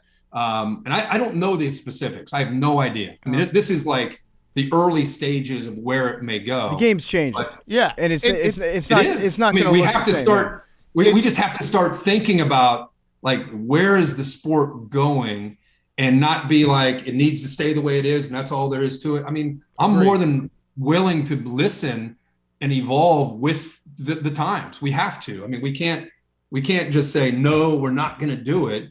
I mean, you have to, I'd love to protect the traditions of the sport. I love the game. I love what it stands for. Something that a lot of people, the newer fans or people that maybe look at the sport and just see money, what players would tell you, whether they play today or they played a long time ago, is what you learn from playing this game is really valuable. Mm-hmm. Whether it's high school football or college football, when you learn about being a good teammate, you learn about getting your ass knocked down and getting back up, or you're not starting and you're really sad, but you keep working. I mean, that's how real life is. That's how your job is. My job is. I mean, life is hard. I tell my kids that all the time. Like, life is every day there's adversity, every day. And if you run from that adversity, as a youngster, you're not going to learn how to deal with it when you get older.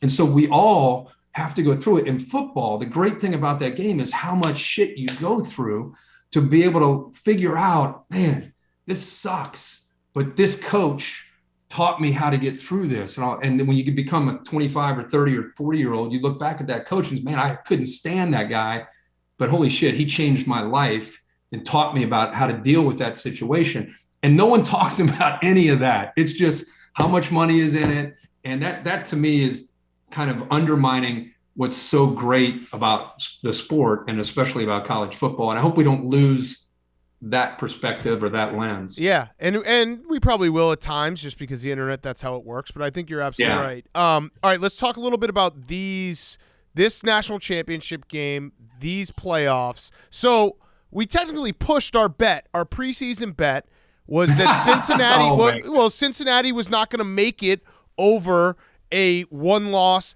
Power 5 team. They didn't. I would be curious, though, because you talked to the said committee. They wouldn't make it, dude. No. Listen to the tape, Kirk. No, it was over. It was the entire estimation. I was rooting for Cincinnati to make it. I'm doing what the guys did the last 3 days. I'm just cherry picking what I want here. No. You said they wouldn't be in it. Listen, I was always very much pro Cincinnati. I was also pro the committee will find a way to fuck them over. And if there's a team that has one loss from a Power 5 school and Cincinnati's undefeated, the one-loss Power 5 team will be ahead of them. Was there – you talked to the committee. I don't know how much you talked to them afterwards. Do you think in your heart of hearts if Oklahoma State had won the Big 12 championship game, they would have been in the playoff? I haven't spoken to anybody to kind of pinpoint that. It would have been a hell of a debate. My hunch is Cincinnati would have gone ahead of them. I think that's my hunch. Well, because it would have won you the bet. That and because of where they were all year. I mean, think about it. They weren't coming from 28 working their way all the way up. True. Usually the Power Five does. These some bitches were sitting there at 6-7 at the beginning of the year, and just like climb and climb. So they were invited to the party before the season started, and then what killed them is Indiana becoming whatever Indiana became. I don't even know what their record was, but I remember when we were talking, I was like, man, they go to Indiana, like in August, that was a big deal. They go to Notre Dame, which ended up being a good win for them, but then they kind of did okay. Conference play was okay for them. I don't know, man. I really think they would have gotten the nod, and I would have enjoyed a steak. I will do behalf. it. We're still going to do it. We'll still go out to dinner. We'll hook up with you guys going to LA for the Super Bowl? Yes. Yep. Done. Okay. We'll do a let's dinner hook up there. out there. Yes. And I do think Cincinnati, if you put it into perspective, they did okay. Like Alabama, it's hard to beat a team that has 35 stars. Yeah. They do that to a lot of people. Right. You know, I don't think it's fair to lump the group of five. If Cincinnati would have won or if they lost, I would never like lump Cincinnati into, well, there you go. That's why the group of five doesn't get a chance. I don't feel that way at all. I just think Alabama, they just took a rubber hose out. You know, it wasn't a crowbar. It wasn't a crowbar. It was just a rubber hose and just kind of bruised them up and just told them, you know, get out of here. Slapped them around for a little bit. It was, it's a totally different, you know, level of athlete, strength, speed, all that stuff. But we've seen it. It was no more on display in that game than the Michigan Georgia game. Correct. Oh my gosh.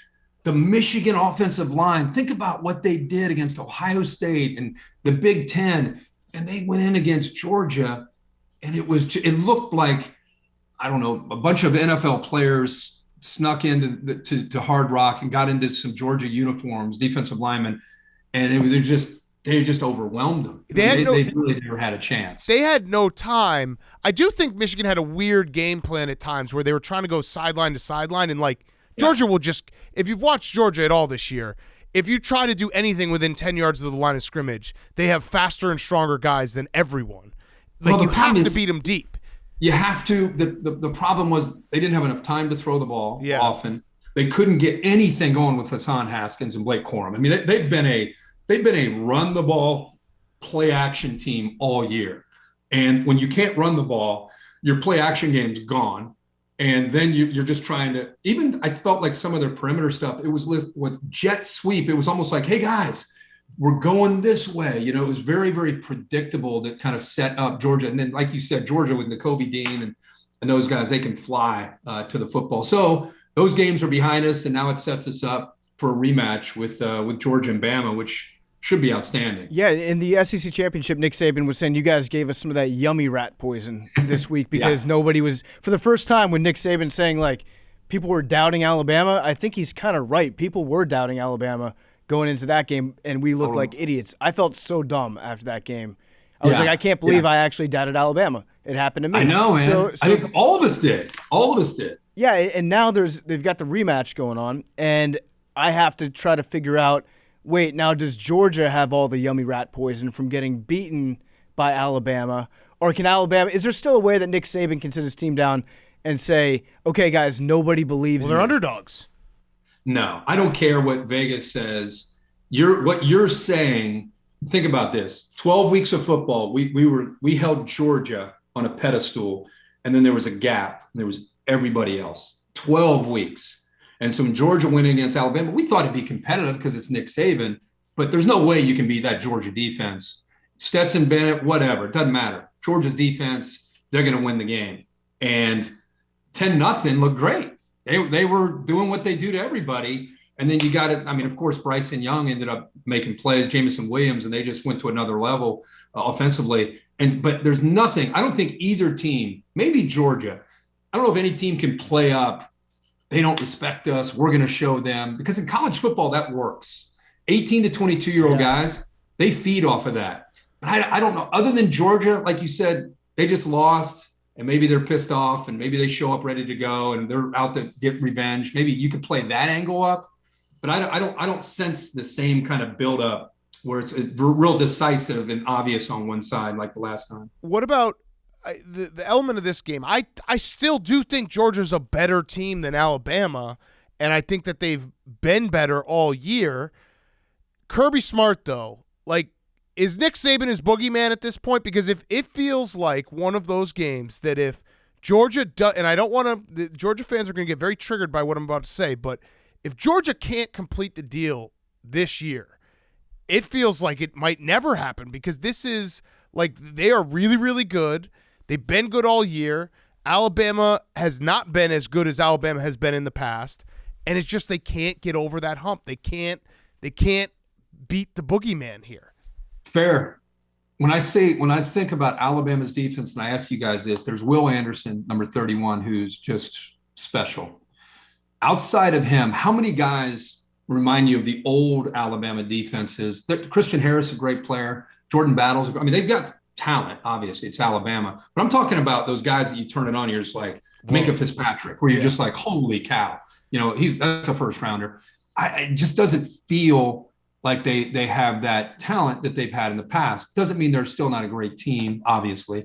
But what your point is well taken. And I think Georgia, they've been recruiting. Now, they've had one arm tied behind their back with their offense. They've had George Pickens, who's as good a receiver as there is in the country, had an ACL in spring. You guys have been seeing him, number 1. He's come back a little bit the last 3 games.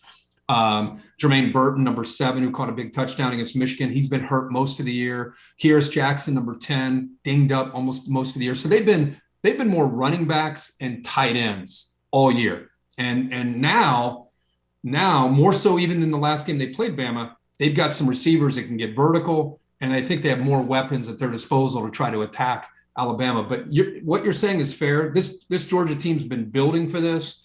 Kirby, you go back and look at those games, the game that Tua threw it to Devontae Smith in overtime. I mean, they were winning the whole game. Yep. The next year, when Jalen Hurts gets benched for Tua, he comes off the bench in the SEC championship. Georgia's winning the whole game. Remember the fake punt to Justin Fields, who was the personal protector? They come all the way back, and Alabama wins that game, led by Jalen Hurts. So they've definitely had their moments. They're favored to win in Atlanta this year and couldn't get it done. So, yeah, there's a little bit of a if not now, when kind of vibe. And I think it's as mental of a hump as it is physical. Right. And especially, with Kirby trying to beat his former head coach. Right. Yeah, how much do you think that actually plays into his preparation for the game? If you're a Nick Saban protege, do you spend, days thinking, like trying to think one step ahead of Coach Saban? Like, okay, here's what he used to do when I worked for him, so here's what I'm going to do to counteract that. Or do you just go out there and you call whatever the game plan is that you think is best for your team? I think it's more about, you definitely are prepping. You're looking at that game in Atlanta. In college football, I know in pros we see it all the time when guys play twice, but in college it's very unusual to have another chance to play in a game. So I think you're studying that. You're studying tendencies. You're not going back to your time. Now, the build-up, the psychological aspect of it, like what he does the night before the game, what he does the day of the game, how he tries to get an advantage on his opponent, you're privy to that because you experienced with him. But as far as the actual game planning and the XO of the matchup, it's all about what happened in Atlanta. Are they going to run the same stuff? What wrinkles do we anticipate? Because we got to be ready to adjust. But I think it adds to it. Instead of Alabama playing Ohio State or Michigan or somebody like that, they're playing a team that they just saw.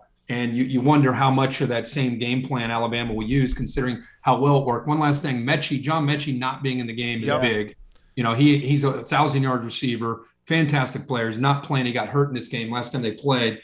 So if I'm Kirby, I'm literally taking a guy, no matter where number 1 goes, if he's in the slot, if he's to the field, if he motions over into the boundary, I'm jamming his ass at the line of scrimmage every single snap with a safety over top.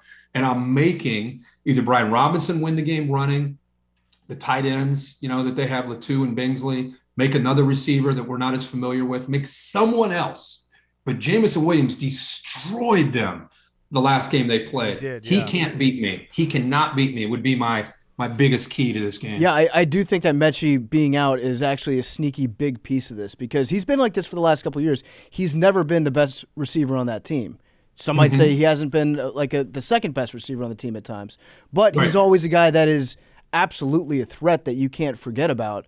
And he's not just some guy that's popping up on the depth chart replacing someone. He's been there and he's been making plays every week, week in, week out. Just a real solid guy. Are you as big a college? Are you a bigger college football fan or I'm a NFL? much bigger NFL fan. You're a bigger NFL? Yeah, but I love Ncaa. I've loved him for the last 2 years. Okay. I've been saying that he is the glue that holds this team together. Okay, because you're breaking it down there a little bit for me on Ncaa. I watch a lot of film, Kirk. Yeah. Yeah, I grind the all all over it, 22. I feel bad for you because you don't get to watch the coach's room during the simulcast when you've got I'm gonna miss. I'll DVR it. You've got Steve Adazio ordering pizza for everybody. Yes, it's great, man. All right, well, Kirk, thank you so much, man. We'll see you in LA. We'll also see you on Monday night. We're very excited. This is the other part. I know that people get upset because it's always, it seems like it's always the SEC. I'm so excited for this game. They're the two best teams. It's not close. That's it. What are you going to say? End of the day, whether it was a 12-team playoff or 30-team playoff, whatever you want to do, I mean, the two best teams are playing each other. I thought Michigan, honestly, I thought they were one of the best teams, the way they played and the way they finished their year. I mean, they were doing that at the end of the year, but Georgia beat them and dominated them. So they get a chance, and they should. And as you said, it's the two best. Let's see who wins it. Yes, yeah, absolutely. And also, good luck. You're calling an NFL game on Saturday, right? Yeah. Monday Night Football on Saturday night. You've got the Chiefs-Broncos. Do you need any help, any prep for that? Because Patrick Mahomes is good. Yeah, just say Patrick Mahomes, cheat code. Yeah. Travis Kelce, that guy's a cheat code. But I remember watching some of these shows on ESPN early in the year, and they're like, he's broke, his game is broke, and I'm like, how's he broke? I mean, he threw a few picks, had a few bad games, but it seems that he's doing okay for himself right now. Yeah, I'd say he's okay. He's pretty decent. He's a pretty good player. Pretty good player. Yeah, I'm pumped to see them on Saturday and then head to Indy right after the game. I love it. Hardest working man in showbiz. All right, we'll see you in L.A., Herbie. All right, guys. Take care. I appreciate it. Thanks, see you, man. Good talking to you. Kirk Herbstreit was brought to you by our good friends over at BetterHelp. You can go to betterhelp.com/PMT, and you can get 10% off your first month. This podcast is sponsored by BetterHelp Online Therapy. We talk about BetterHelp a lot on this show, and this month we're discussing some of the stigmas around mental health. For example, some people think that you should wait until things get bad before you go to therapy, but that's not necessarily true. Therapy is a tool to utilize before things get worse. It can help you avoid those lows. A lot of people think that therapy is for quote-unquote crazy people, but therapy doesn't mean that something's wrong with you. It means that you recognize that all humans have emotions, and we need to learn to control them, not to avoid them. And we've been taught that mental health should not be a part of normal life, but that's wrong too. I think we talk a lot on the show, and you hear a lot in sports these days about how mental health has come such a long way. It's not just people saying mental health has come such a long way. It's actually emphasizing the fact that everyone could probably benefit from talking to a therapist from time to time, seeing somebody who is a professional that can help you get through certain emotions, help you feel better. It actually is a great tool that you can have, talking to somebody who will listen and who can help you overcome some of the larger emotional swings that you might have in your life. So give it a try. See why over 2 million people have used BetterHelp Online Therapy. It's much more affordable than in-person therapy. You can be matched with a therapist in under 48 hours. You don't have to see anyone on camera if you don't want to. You can do a live phone chat session, or you can do the video chat and see somebody face-to-face. This podcast is sponsored by BetterHelp, and our listeners get 10% off their first month at betterhelp.com/PMT. That's BetterHelp.com/PMT. And now, Jimmy Graham. Okay, we now welcome on a very special guest. It is 5-time Pro Bowler, Chicago Bear, formerly a Saint as well, also a Packer and a Seahawk. All over the place. It is Jimmy Graham, one of the best tight ends of all time. He's also nominated for the Walter Payton Man of the Year award. So each team in the NFL nominates one guy. Jimmy Graham got that for the Bears. He's doing great work. Let's talk about the Jimmy Graham Foundation first. So what is the Jimmy Graham Foundation doing, and were you surprised when you got nominated by the Bears, as being the guy? Yeah, well, first, thanks for having me. It's an honor to be on Pardon My Take, obviously, and appreciate all the things that you guys do, and some of the most entertaining content I've ever seen. So I appreciate you guys letting me on. So for myself, the Jimmy Graham Foundation, we basically provide flight experiences to veterans of any war and young underprivileged kids. And that all happens in the helicopter that I rebuilt that fought in the Vietnam War. We throw and host big events, but a lot of it is really, to thank and honor our veterans, and then to give these flight experiences and days at the airport to where I can impress upon these young kids to get more involved with the STEM program, and how many job opportunities and opportunities that there are within the aerospace technology industry, through engineering and whatnot, and even a mechanic, or, there's all these jobs available. And I think that there's a lot of underprivileged kids who just are never exposed to that world. Yeah, That's so cool. I was doing some reading about you and seeing you are very much an aviation enthusiast? You're a flight enthusiast? You're a pilot? You've got like 5 different licenses. We're really smart too. I think we consider ourselves to be aviation buffs. How do planes fly? Well, there's a energy lift and drag coefficient, and really you just need. I tell most people, to make a plane go, you need some cash, because you got to be able to afford the gas. I've been basically flying planes as long as I've been playing football.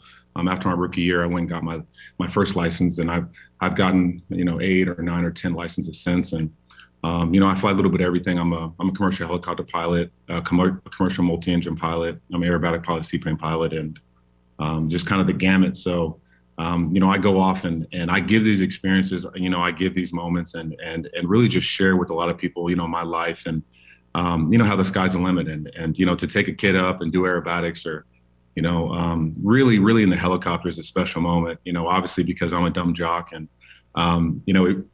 it really shows and proves that, it doesn't matter where you start, it doesn't matter where your cards are. You can determine your own destiny, and you just gotta put in the work. Yeah, as a pilot, I've always wanted to ask a pilot this. How do you feel about people clapping when the plane lands? It's always pretty interesting, especially when you're dealing with the commercial airlines. They're Part 135, so they go through some pretty rigorous maintenance inspections, and those pilots are trained, and there's so much simulator work that goes into that. If you really look into the numbers, it's very few and far between. Especially when you understand how these aircraft operate. They have these Cat 5 landings now, so even in fog, you'll basically have the plane land itself. But it's always funny. I just always kind of laugh when especially on our team. Every team I've been on, everybody knows I'm a pilot. Mm-hmm. So the minute that there's a bump, everybody's screaming my name, ask me what's happening. So, that's always fun. It sounds like you're saying that planes have become, able to fly themselves, that you think that it's inappropriate to clap for the pilot when you land. But what if you're clapping for the plane? Yeah. I think you should more or less clap for the plane. Yeah. I mean, now most of the landings are done by hand, obviously because you got to stay current, but really every plane now, especially 777s and stuff like that, they all have Cat 5 landing capabilities. So, that if something was really going on, those things are pretty much going to land themselves in fog. So, I always think it's funny, honestly. So let's talk some football. It's crazy how unbelievable your career has been, and how you've been so good for so long that I think a lot of people forget, not that you didn't play, you played basketball at Miami, but that you played so little football at Miami. At what point, so what was your numbers in your 1 year at Miami football? It was like 17 catches, right? Yeah, I mean, I was just a hope and a wish, Right. I was out there just trying to learn how to play, and I personally didn't even think I was going to get drafted or even go to the NFL. So that was, I did all that because I thought I was going to the military. That's really where my head was, and so it just all kind of took a turn. So when you make the transition, did anyone sit you down and like, hey, listen, dude, you're a good basketball player. You play Division I basketball, but you average 4 and 4. Like, this is not going to work out. Why not try football? Or like, did someone have that hard conversation with you, and then it all clicked and was like, all right, let's fucking do this? I had some pretty big influences. Donna Shalala was one of them. She was the University of Miami president. She loved me, she honored me at graduation, and always kind of believed in me, especially since I fouled out every game.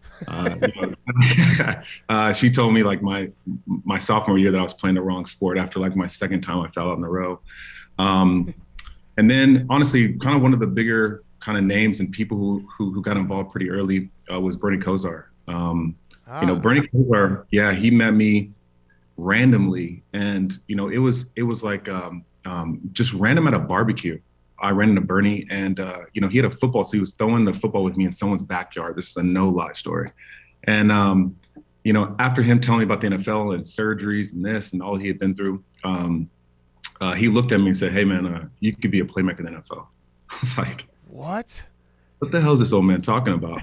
So just kind of fast forward, he was a kind of a big convincing arm for me getting into football and, really just trying it out because, this guy, Bernie, told me that I one day could make some plays. That's incredible. I mean, obviously sounds like there's a lot of people in your life that helped you make that decision, but for the purpose of this show and headlines, we are going to distill it down to if Jimmy Graham never goes to a barbecue with Bernie Kosar and tosses around a football, he never makes it to the NFL and has an incredible career. So thank you. That's a great – I mean, Bernie Kosar changed your life and changed everyone who watches football's life. No doubt. I haven't seen him in a while, but, obviously just incredibly thankful for, him that, saw this 21-year-old kid and after 30 minutes of just talking shit was like, hey, I think you could be a playmaker in the NFL. So it's pretty life-changing. That's crazy. So the other part of the equation I never really understand when guys switch sports, switch positions, because, we'll watch and a guy will go from guard to tackle and be like, why can't you do that? You went from basketball to football, playing tight end. At what point in your career in the NFL were you like, okay, I got this. Like, I got this. I've learned everything. Obviously you learn new things every now and then, but you felt comfortable and it was not trying to figure out like actually how to learn the game at that level. Man, for me, there was so much learning on the job. I mean, most of my first ever were all in NFL games. Most of my first ever were all on big TV games, either good or bad, so I had to kind of figure out and kind of have a small memory, just to move on and not live in the, not rest on my laurels or not rest on the mistake that I did. Cause I literally have never seen that in my entire life, even I would say going in, after I became a starter in my second year, kind of midway through the season, I would say about week 8, just realizing I was bigger and faster than basically everybody in the NFL. And realizing it kind of then, it was one of the things where, early, I mean, I think at the time, the year before I had 5 touchdowns and I was, making plays and whatnot. But until that year, I think that's the year me and Gronk kind of went up against each other for the most yards. It's like 13 something. Kind of midway through that year is when it kind of clicked, like, I'm actually just bigger and faster than everybody. I can go out here and embarrass people. And then, it just kind of, that's the kind of mindset that I took on. Obviously I had a great quarterback, great scheme with Sean Payton. And, they kind of built me, to be just an aggressor, to just want to embarrass people. And those years I was there and the moments that we had are, legendary and special things I'll never forget the rest of my life, honestly. You kind of set up an archetype of tight end that I think people have been chasing for a while, which is like some people say, oh, you can just go out and get like a Jimmy Graham type guy, former college basketball player, not really realizing that there are a few guys that are 6'6", 260, very athletic with great hands. They can out-jump everybody on the field too. And you see a lot of guys like try to make that transition, and a lot of times it doesn't work out.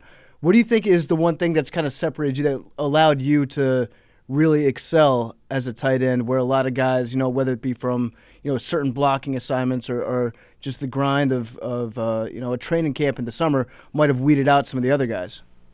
Yeah, over the last 12 years, decade, I've spoken to almost every one of those guys on the phone, and I've had my opinion piece to their coach on what I thought he needed to work on. And I mean, I've spoken to so many guys, it's just, just kind of how it is. But for me, I always ask the guy, like, what's your why? Why do you want to do this? If it's for the money, it's not worth it because you won't make it. I always say that I think my childhood had a lot to do with it.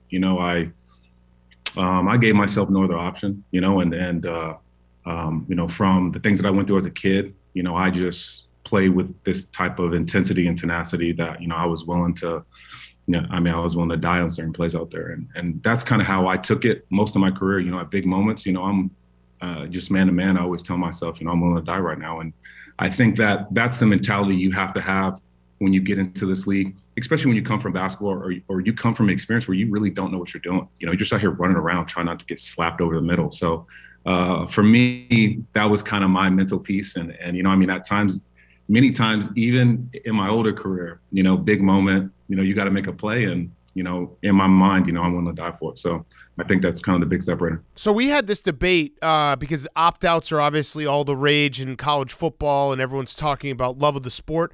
Can you be very successful in the NFL if you don't truly love football? It's a tough question because it sounds like you obviously love football, saying I'm willing to die on this play. Well, it sounds like you know your why, as you said. Yeah. And so if you have a strong why, then you can do things like that could simulate love for the sport because you actually have a greater purpose than that, and football is a means of getting there. Yeah, I mean, if you have a beast of a why, the how you get there and all the sacrifices is going to matter. I think there's a lot of guys' whys that are a little different. A lot of guys are trying to provide for their families.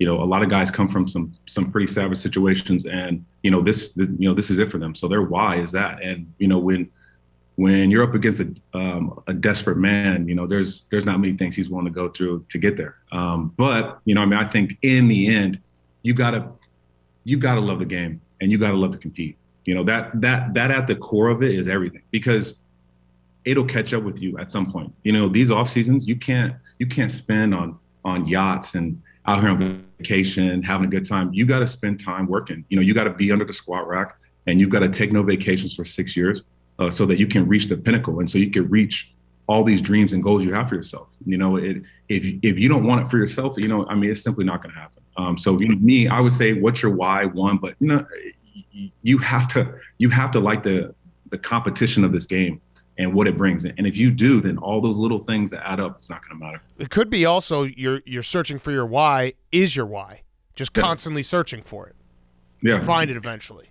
Yeah, especially when you're young, you're 21 years old and 20s, you have no idea. You have no idea what's ahead. You have no idea kind of really what's going on. So I mean, even me, I understood that, my why and what I was willing to sacrifice for. But I think, that's kind of something I talk to a lot of our young guys about, with their lives and what they have going on. And I hear, this and that, I always try to guide them in the right way so that, they don't make any of these mistakes that might, stumble their career. I like Big Cat's why, though. Just kind of like your why is trying to find your why. You're searching. Right. I think Leaves of Grass was written about that. Looking for your why is your NFL. why. Yeah. Right. Buddha did that for a while, too.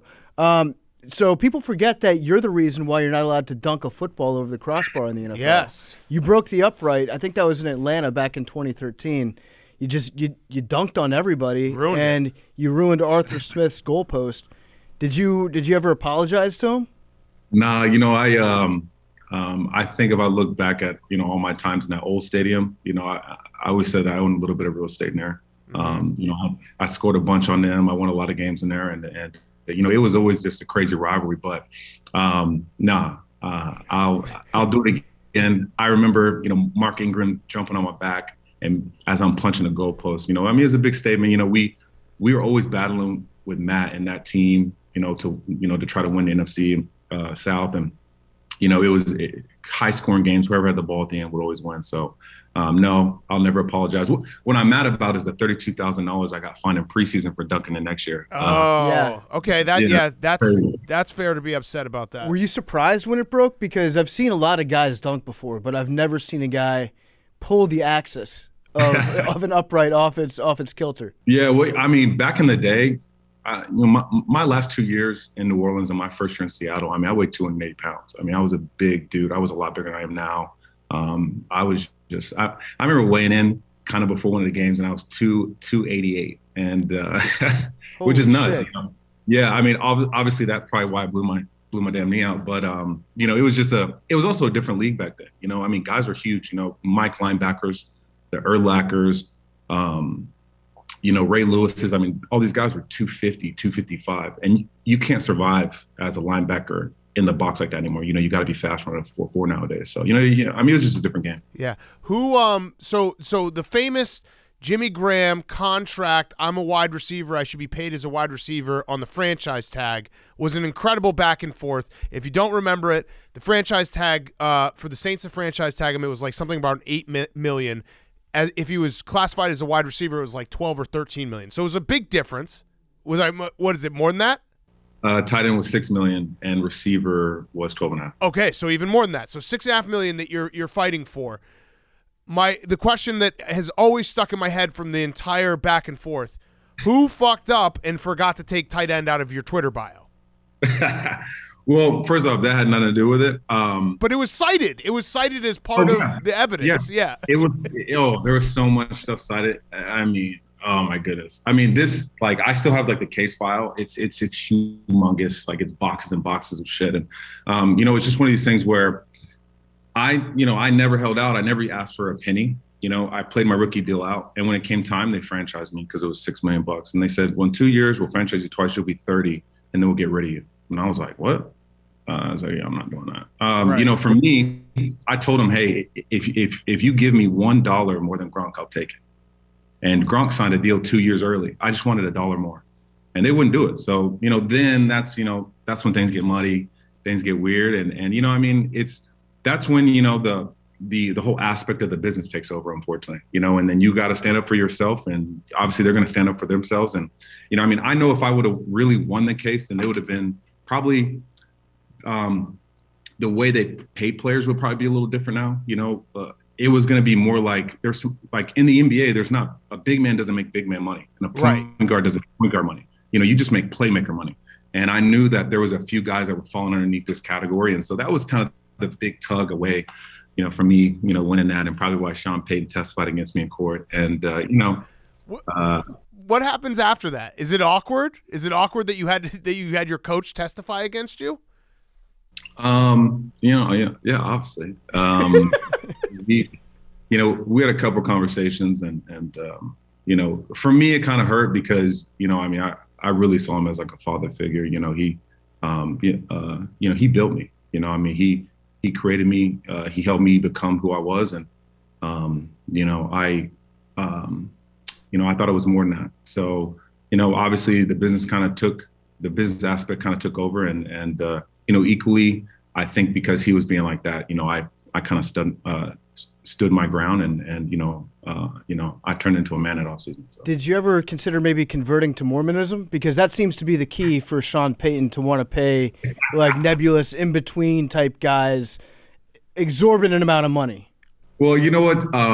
I would say definitely kind of since then, I think guys in that place, who earned a young got paid, and they just figured it out. I think Kamara, I think the receiver, I think they just kind of gave those guys the bag just because they realized, hey, we don't want like a leader franchise guy to have to get out of here and have to be traded. I think, I think a lot was learned kind of through the whole experience, unfortunately. And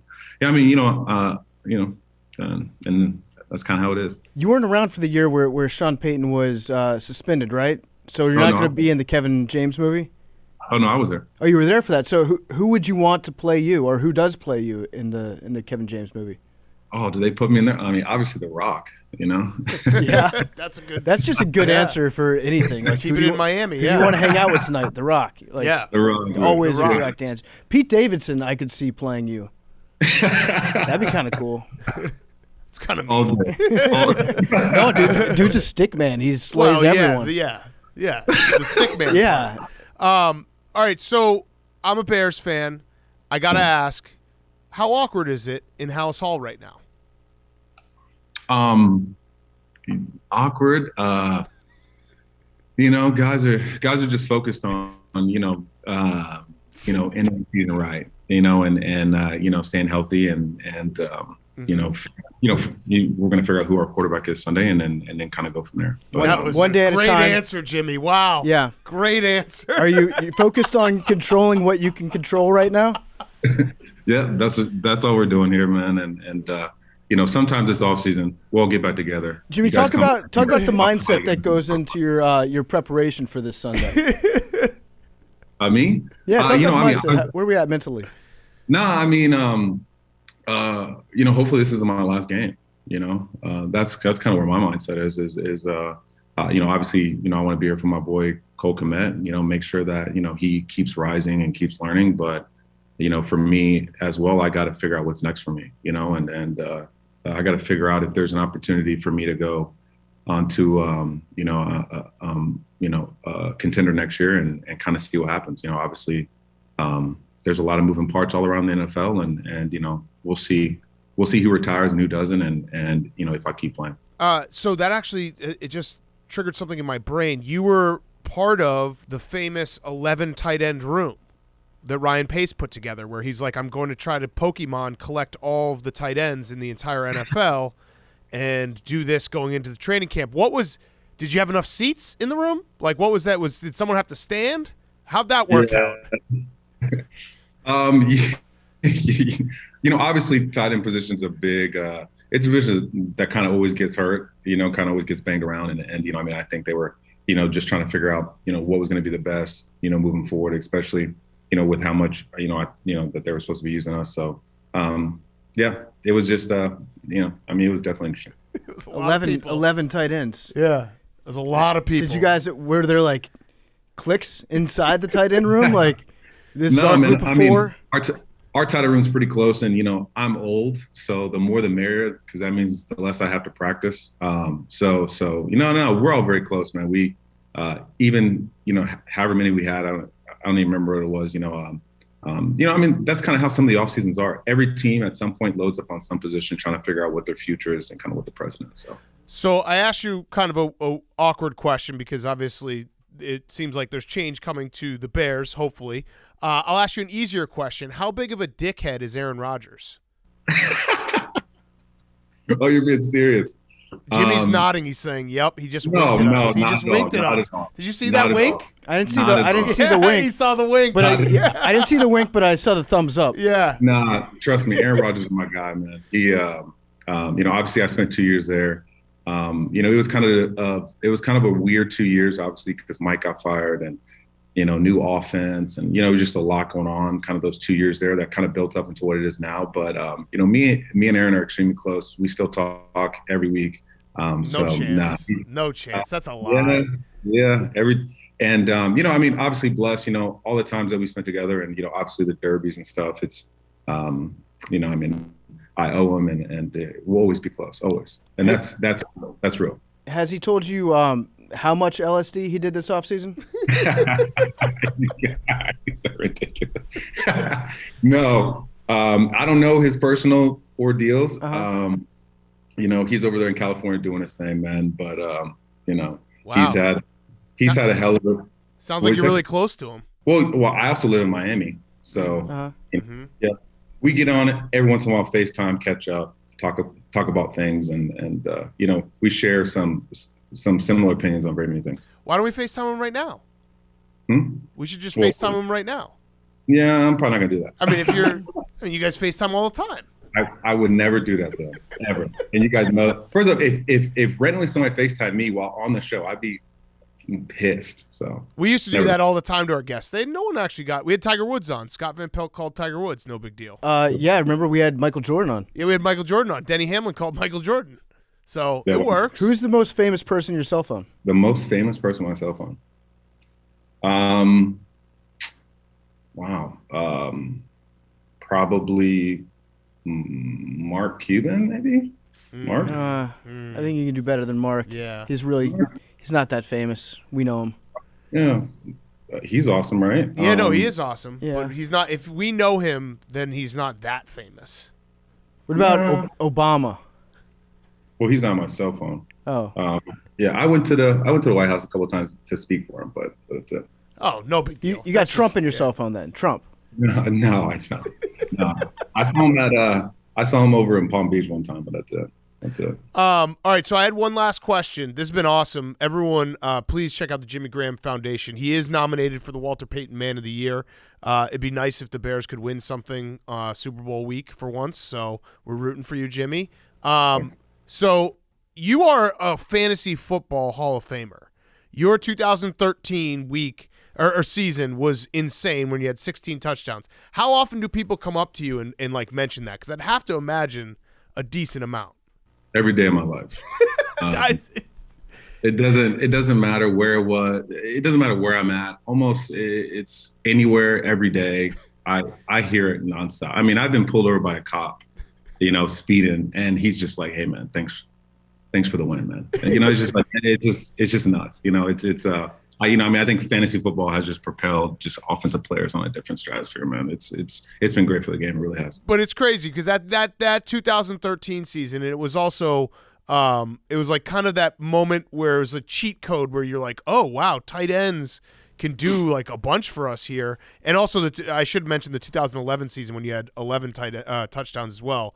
You like changed everything. So people. It's like LaDainian Tomlinson and Jimmy Graham. Those are the two guys that I think of in my mind where I'm like, I can remember those specific years, and it was so fucking awesome to have them on your team. Yeah, I mean, still to this day, I get everybody and their mom just always.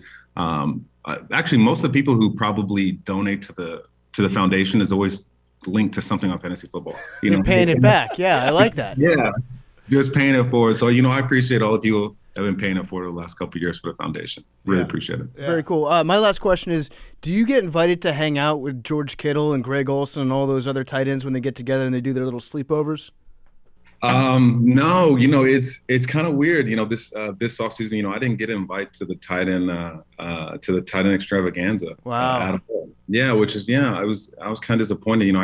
I told Clance, I told some of the older tight ends this year maybe or next year the same week. I'll throw the tight end mafia, me, Jeremy Shockey, down in Miami or down in the Bahamas, and we'll have our own little thing. I like that, a rival tight end get together. Or you could do like tight ends that should be wide receivers or vice versa. It's just you and Kelvin Benjamin hanging out. That'd be cool. Listen. Again, that was all just to get a contract, but it happens. I would imagine if you asked like Kittle and although you were trying to help tight ends like overall, because if you got paid as a wide receiver, more guys would have gotten paid as a wide receiver. But they probably are like, dude, what are you ashamed of us? You turned your back on who we are. Yeah, I mean, I don't know what it is. I mean, because Cole Kmet went, I didn't even get the invite. Cole went, and was sending me pictures of all his little buds. But wow, I think you got to put the narrative out there. Like next time you talk to Chris Collinsworth, before a game, just be like, you know what? I actually take a lot of pride in my blocking, and then have him say that on the air. He loves saying that about tight ends. Actually, this guy takes a lot of pride in his blocking, Al. And if you get him to say that, then maybe they'll be like, all right, he wants to get back in the club. And then Kittle will invite you to come hang out and wrestle for a weekend. Wrestle. I assume that's what they do. They just hang out and they just, let's go. Let's do bash heads, yeah. If not, you guys can meet Tight End Mafia down in Miami. Me, Jeremy Shockey, all the boys will get back together. Kelvin Benjamin, yep. Okay, perfect. Awesome. Thank you, Jimmy. Appreciate it so much. And, good luck with the rest of the year. Just try not to linger around like the water cooler. I'm sure that would probably be weird to get caught in a conversation. We're all good, man. Yeah, just be you, Yeah. I appreciate you guys having me, man, and thanks for the plug for the foundation, man. And, I'll keep watching, and hopefully I'll see you guys soon. Okay. Awesome, man. Sounds good. Thanks so much. All right, see you. Thanks, man. Seriously, though, how big of a dick is Aaron Rodgers? He's awesome. He's awesome, dude. You're winking again. He's winking again. He's the man, bro. He's the man. All right, see you, man. Thanks so much. Okay, thanks to Jimmy Graham and Kirk Herbstreit. Let's wrap up. We do a few guys on chicks and send you on your way. Hank? Hey, Dad Cat Short King, the best in the office, and Spank. I have a dietary question Billy? for Billy Feet Picks. Oh. Speaking of which, Billy has supped us up. It takes me like 10 minutes to eat them all every day because there's like 17 of them, and one of them smells and tastes horrible, so I like gag them down. That's the fish oil.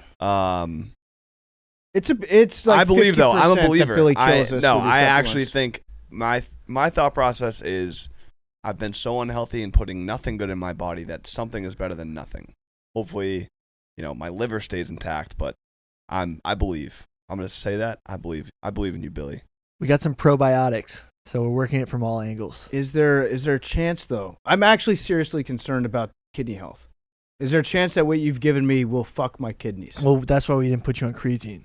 Okay. Most of it's I anti-inflammatory. didn't really answer the question. Yeah, it did. Good point. I totally bought it for a second. I don't think anything I was like, okay, gave yeah, you- good. Billy thought of everything. Nothing I gave you is like a salt or something that would be filtered. Okay. Billy wrote a very good blog today. You guys should all go read it. So he says exactly how he's going to get us all into shape. And it also gave a little peek behind his brain into what he actually thinks of us. Because in the first sentence, he was like, here's how you would potentially get one tall fat guy, one skinny fat guy, and then one, you called me like short flab. I forget what you said about me. Decent muscle building genetics. Yeah, you did say that about my genetics. And then at the end of the blog, he said, I am not a doctor. None of this is medical advice. It's bioscience from a bioscientist. No, that's bro science from a bro scientist. I'm reading the blog. You said bioscience from a bioscientist. Specifically, Sounds like an autocorrect. Specifically only for bros. If you are not a bro, stop reading because bros don't sue bros for medical malpractice for organ failure. I like that. That's true. It's guy code. Facts. All right. Yes. So this guy, my boyfriend has IBS-C. Don't know what that means. So he drinks Miralax every day, and it makes his farts and shits unbearable. What dietary changes does he need to make life with him bearable because it is rough? He's got irritable bowel syndrome. Okay. So he's actually probably got to go the probiotic route, as we just talked about. His Fibers? gut health is not with fibers, but the certain bacteria that's in his gut probably isn't the best, and that's why he's getting some of the irritation. I've actually seen from some research that IBS can actually be helped by a lot of probiotic research. The exact ones, I don't know, but look into it. You guys ever had a hemorrhoid? No. Nope. I got. Do you have one? No, I'm Tremendous just butt curious. That was a very specific question. No, it's kind of related to what Billy's saying. You should. Hey, get, PMT You boys. should get. Wait. You've had a hemorrhoid. No, You've definitely no. had a hemorrhoid. No, you doing should- some research. You should get on You my think own you have one? independently? No. doing some research independent, like Yeah. just only one finger at a time. Yeah. Have you guys gotten that thing done yet? Colonoscopy. No. 40. Are you guys okay? Hey, PMT boys. My husband had his AirPods in while I was in labor last week. Today, I learned he was listening to PMT while we welcomed our firstborn into the world. Is this a weird move, and or should I be upset with him? I think it's science has proven that listening to Part of My Take while your significant other is giving birth is actually a very good way to welcome the child into this world. It's not a weird move. There's nothing that the dad, can really do in this situation. You're just there. It's not like the doctors are doing their thing. You're trying to not get in the way, but also stay out of the way. It's a very hard line to walk here. So I don't think it's a problem at all. In all honesty, I have one maybe suggestion for something that you can do while your wife is giving birth. Maybe actually don't listen to a podcast while the baby is coming out.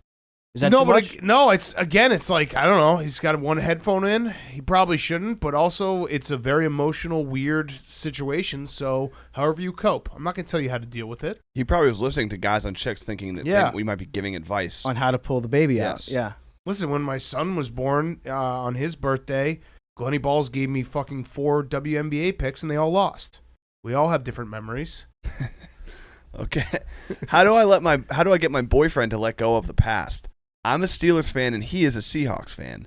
I can't even watch my games in peace without mad shit talking every 10 seconds because he hates the Steelers for defeating them in a Super Bowl in 2006. Yeah. I've debated just letting go of the Steelers and becoming a Seahawks fan, but I can't do that. Born and raised Steelers, help me let him let it go. Yeah, Seahawks should have won that game. Yeah, the refs fucked him. Refs absolutely He's fucked in the him. right in this one. You're very much in the wrong. I think you just have to know going into that relationship, there's always going to be that imbalance. The there. little tension. Yep. All right, we got a few of these, 2 more. We got a few of these ones, so this will be a general one. But, hey, PFT, Big Cat Hank, Billy, Jake, and Bubba. I joined my husband's friend's fantasy league because I needed to fill the last spot before the draft. I asked my husband if he could help me through it since I never had gone through a draft before. But I also told him I only wanted the cutest players. I called my team League Babes. My first picks were Josh Allen, Harrison Butker. Anyways, I ended up winning the championship, beating the organizer in the finals. My husband didn't even make the playoffs. Did I ruin fantasy football for them? Probably. They won't say it, but probably. Their passion has probably been taken out of it. A little bit. But But that's one of those things where it's like that's kind of like gambling where you think you're smart, you think you know it all, right. And then the person that doesn't know shit wins it, and you're like, why do I even care? They should, if they hadn't realized, so it's not your fault. Yeah, right. If they hadn't realized already that fantasy football is like 99% luck and totally weird bounces, and like a Najee Harris happens and your whole season gets fucked, even if you're the best team. If they hadn't realized that by now, they would have eventually come to that realization. You just helped them along in the path. Yeah, I wouldn't be mad because fantasy football is like so fluky, and that's why I get upset about it, and that's why I don't like talking about it. It's like you play it all year, and then it just one of your best players just has a bad day, or Najee Harris does that. It's stupid. Also, it's undeniable that Harrison Butker is the second most attractive player in the NFL. Yes. I like how they threw that one in there. Maybe just name? I mean, don't know. Look at him. No, she said I think he was the second overall pick. Oh, he's a good-looking guy. Pretty babes. Pretty good. Total babe. Yeah. Maybe that's, no running back strategy, hot guy strategy. Yeah. Could be something there. Are hot dudes better at football? Probably not. Aaron Rodgers is Not kind of hot. ugly. Yeah. You think he's ugly? He's mad His- ugly. his Also, mind someone is tweeted at me ugly. this the other day. If Aaron Rodgers won the Super Bowl, does that reverse the long hair curse? Yeah. I think it probably does. Sure, I don't It even was- want to think about this. It's not even really a long hair curve. It's just a fact that long hair quarterbacks have never won a Super Bowl. Right, so I'm saying this would... It's not a curse. It's just a demonstrable fact. It's a law of the universe. Besides Kenny Stabler. I think we found that one. He was shaggy. Yeah. Happy New Year, last one. Happy New Year, Big Cat, PFT, Billy, and Hank. No Jake, no Bubba. My boyfriend and I... She probably knew that Jake zoned out. Yeah, true.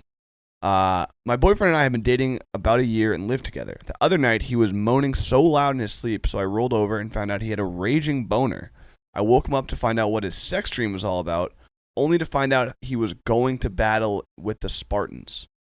Should I be concerned or slightly turned on? Is it fear boner? Yeah, I want Billy to answer this. Yeah, As go ahead, somebody Billy. who's experienced in war mode. So there is an idea that there's a cycle when dudes sleep where their testosterone spikes, I think that's everyone. which causes like morning wood. Yeah. So That's a theory? his That's it's a like- fact. That's a fact. Yeah. But like, so he could have been cycling through like high T in his sleep, and he was going to fight with the Spartans, and there's a couple side effects from that.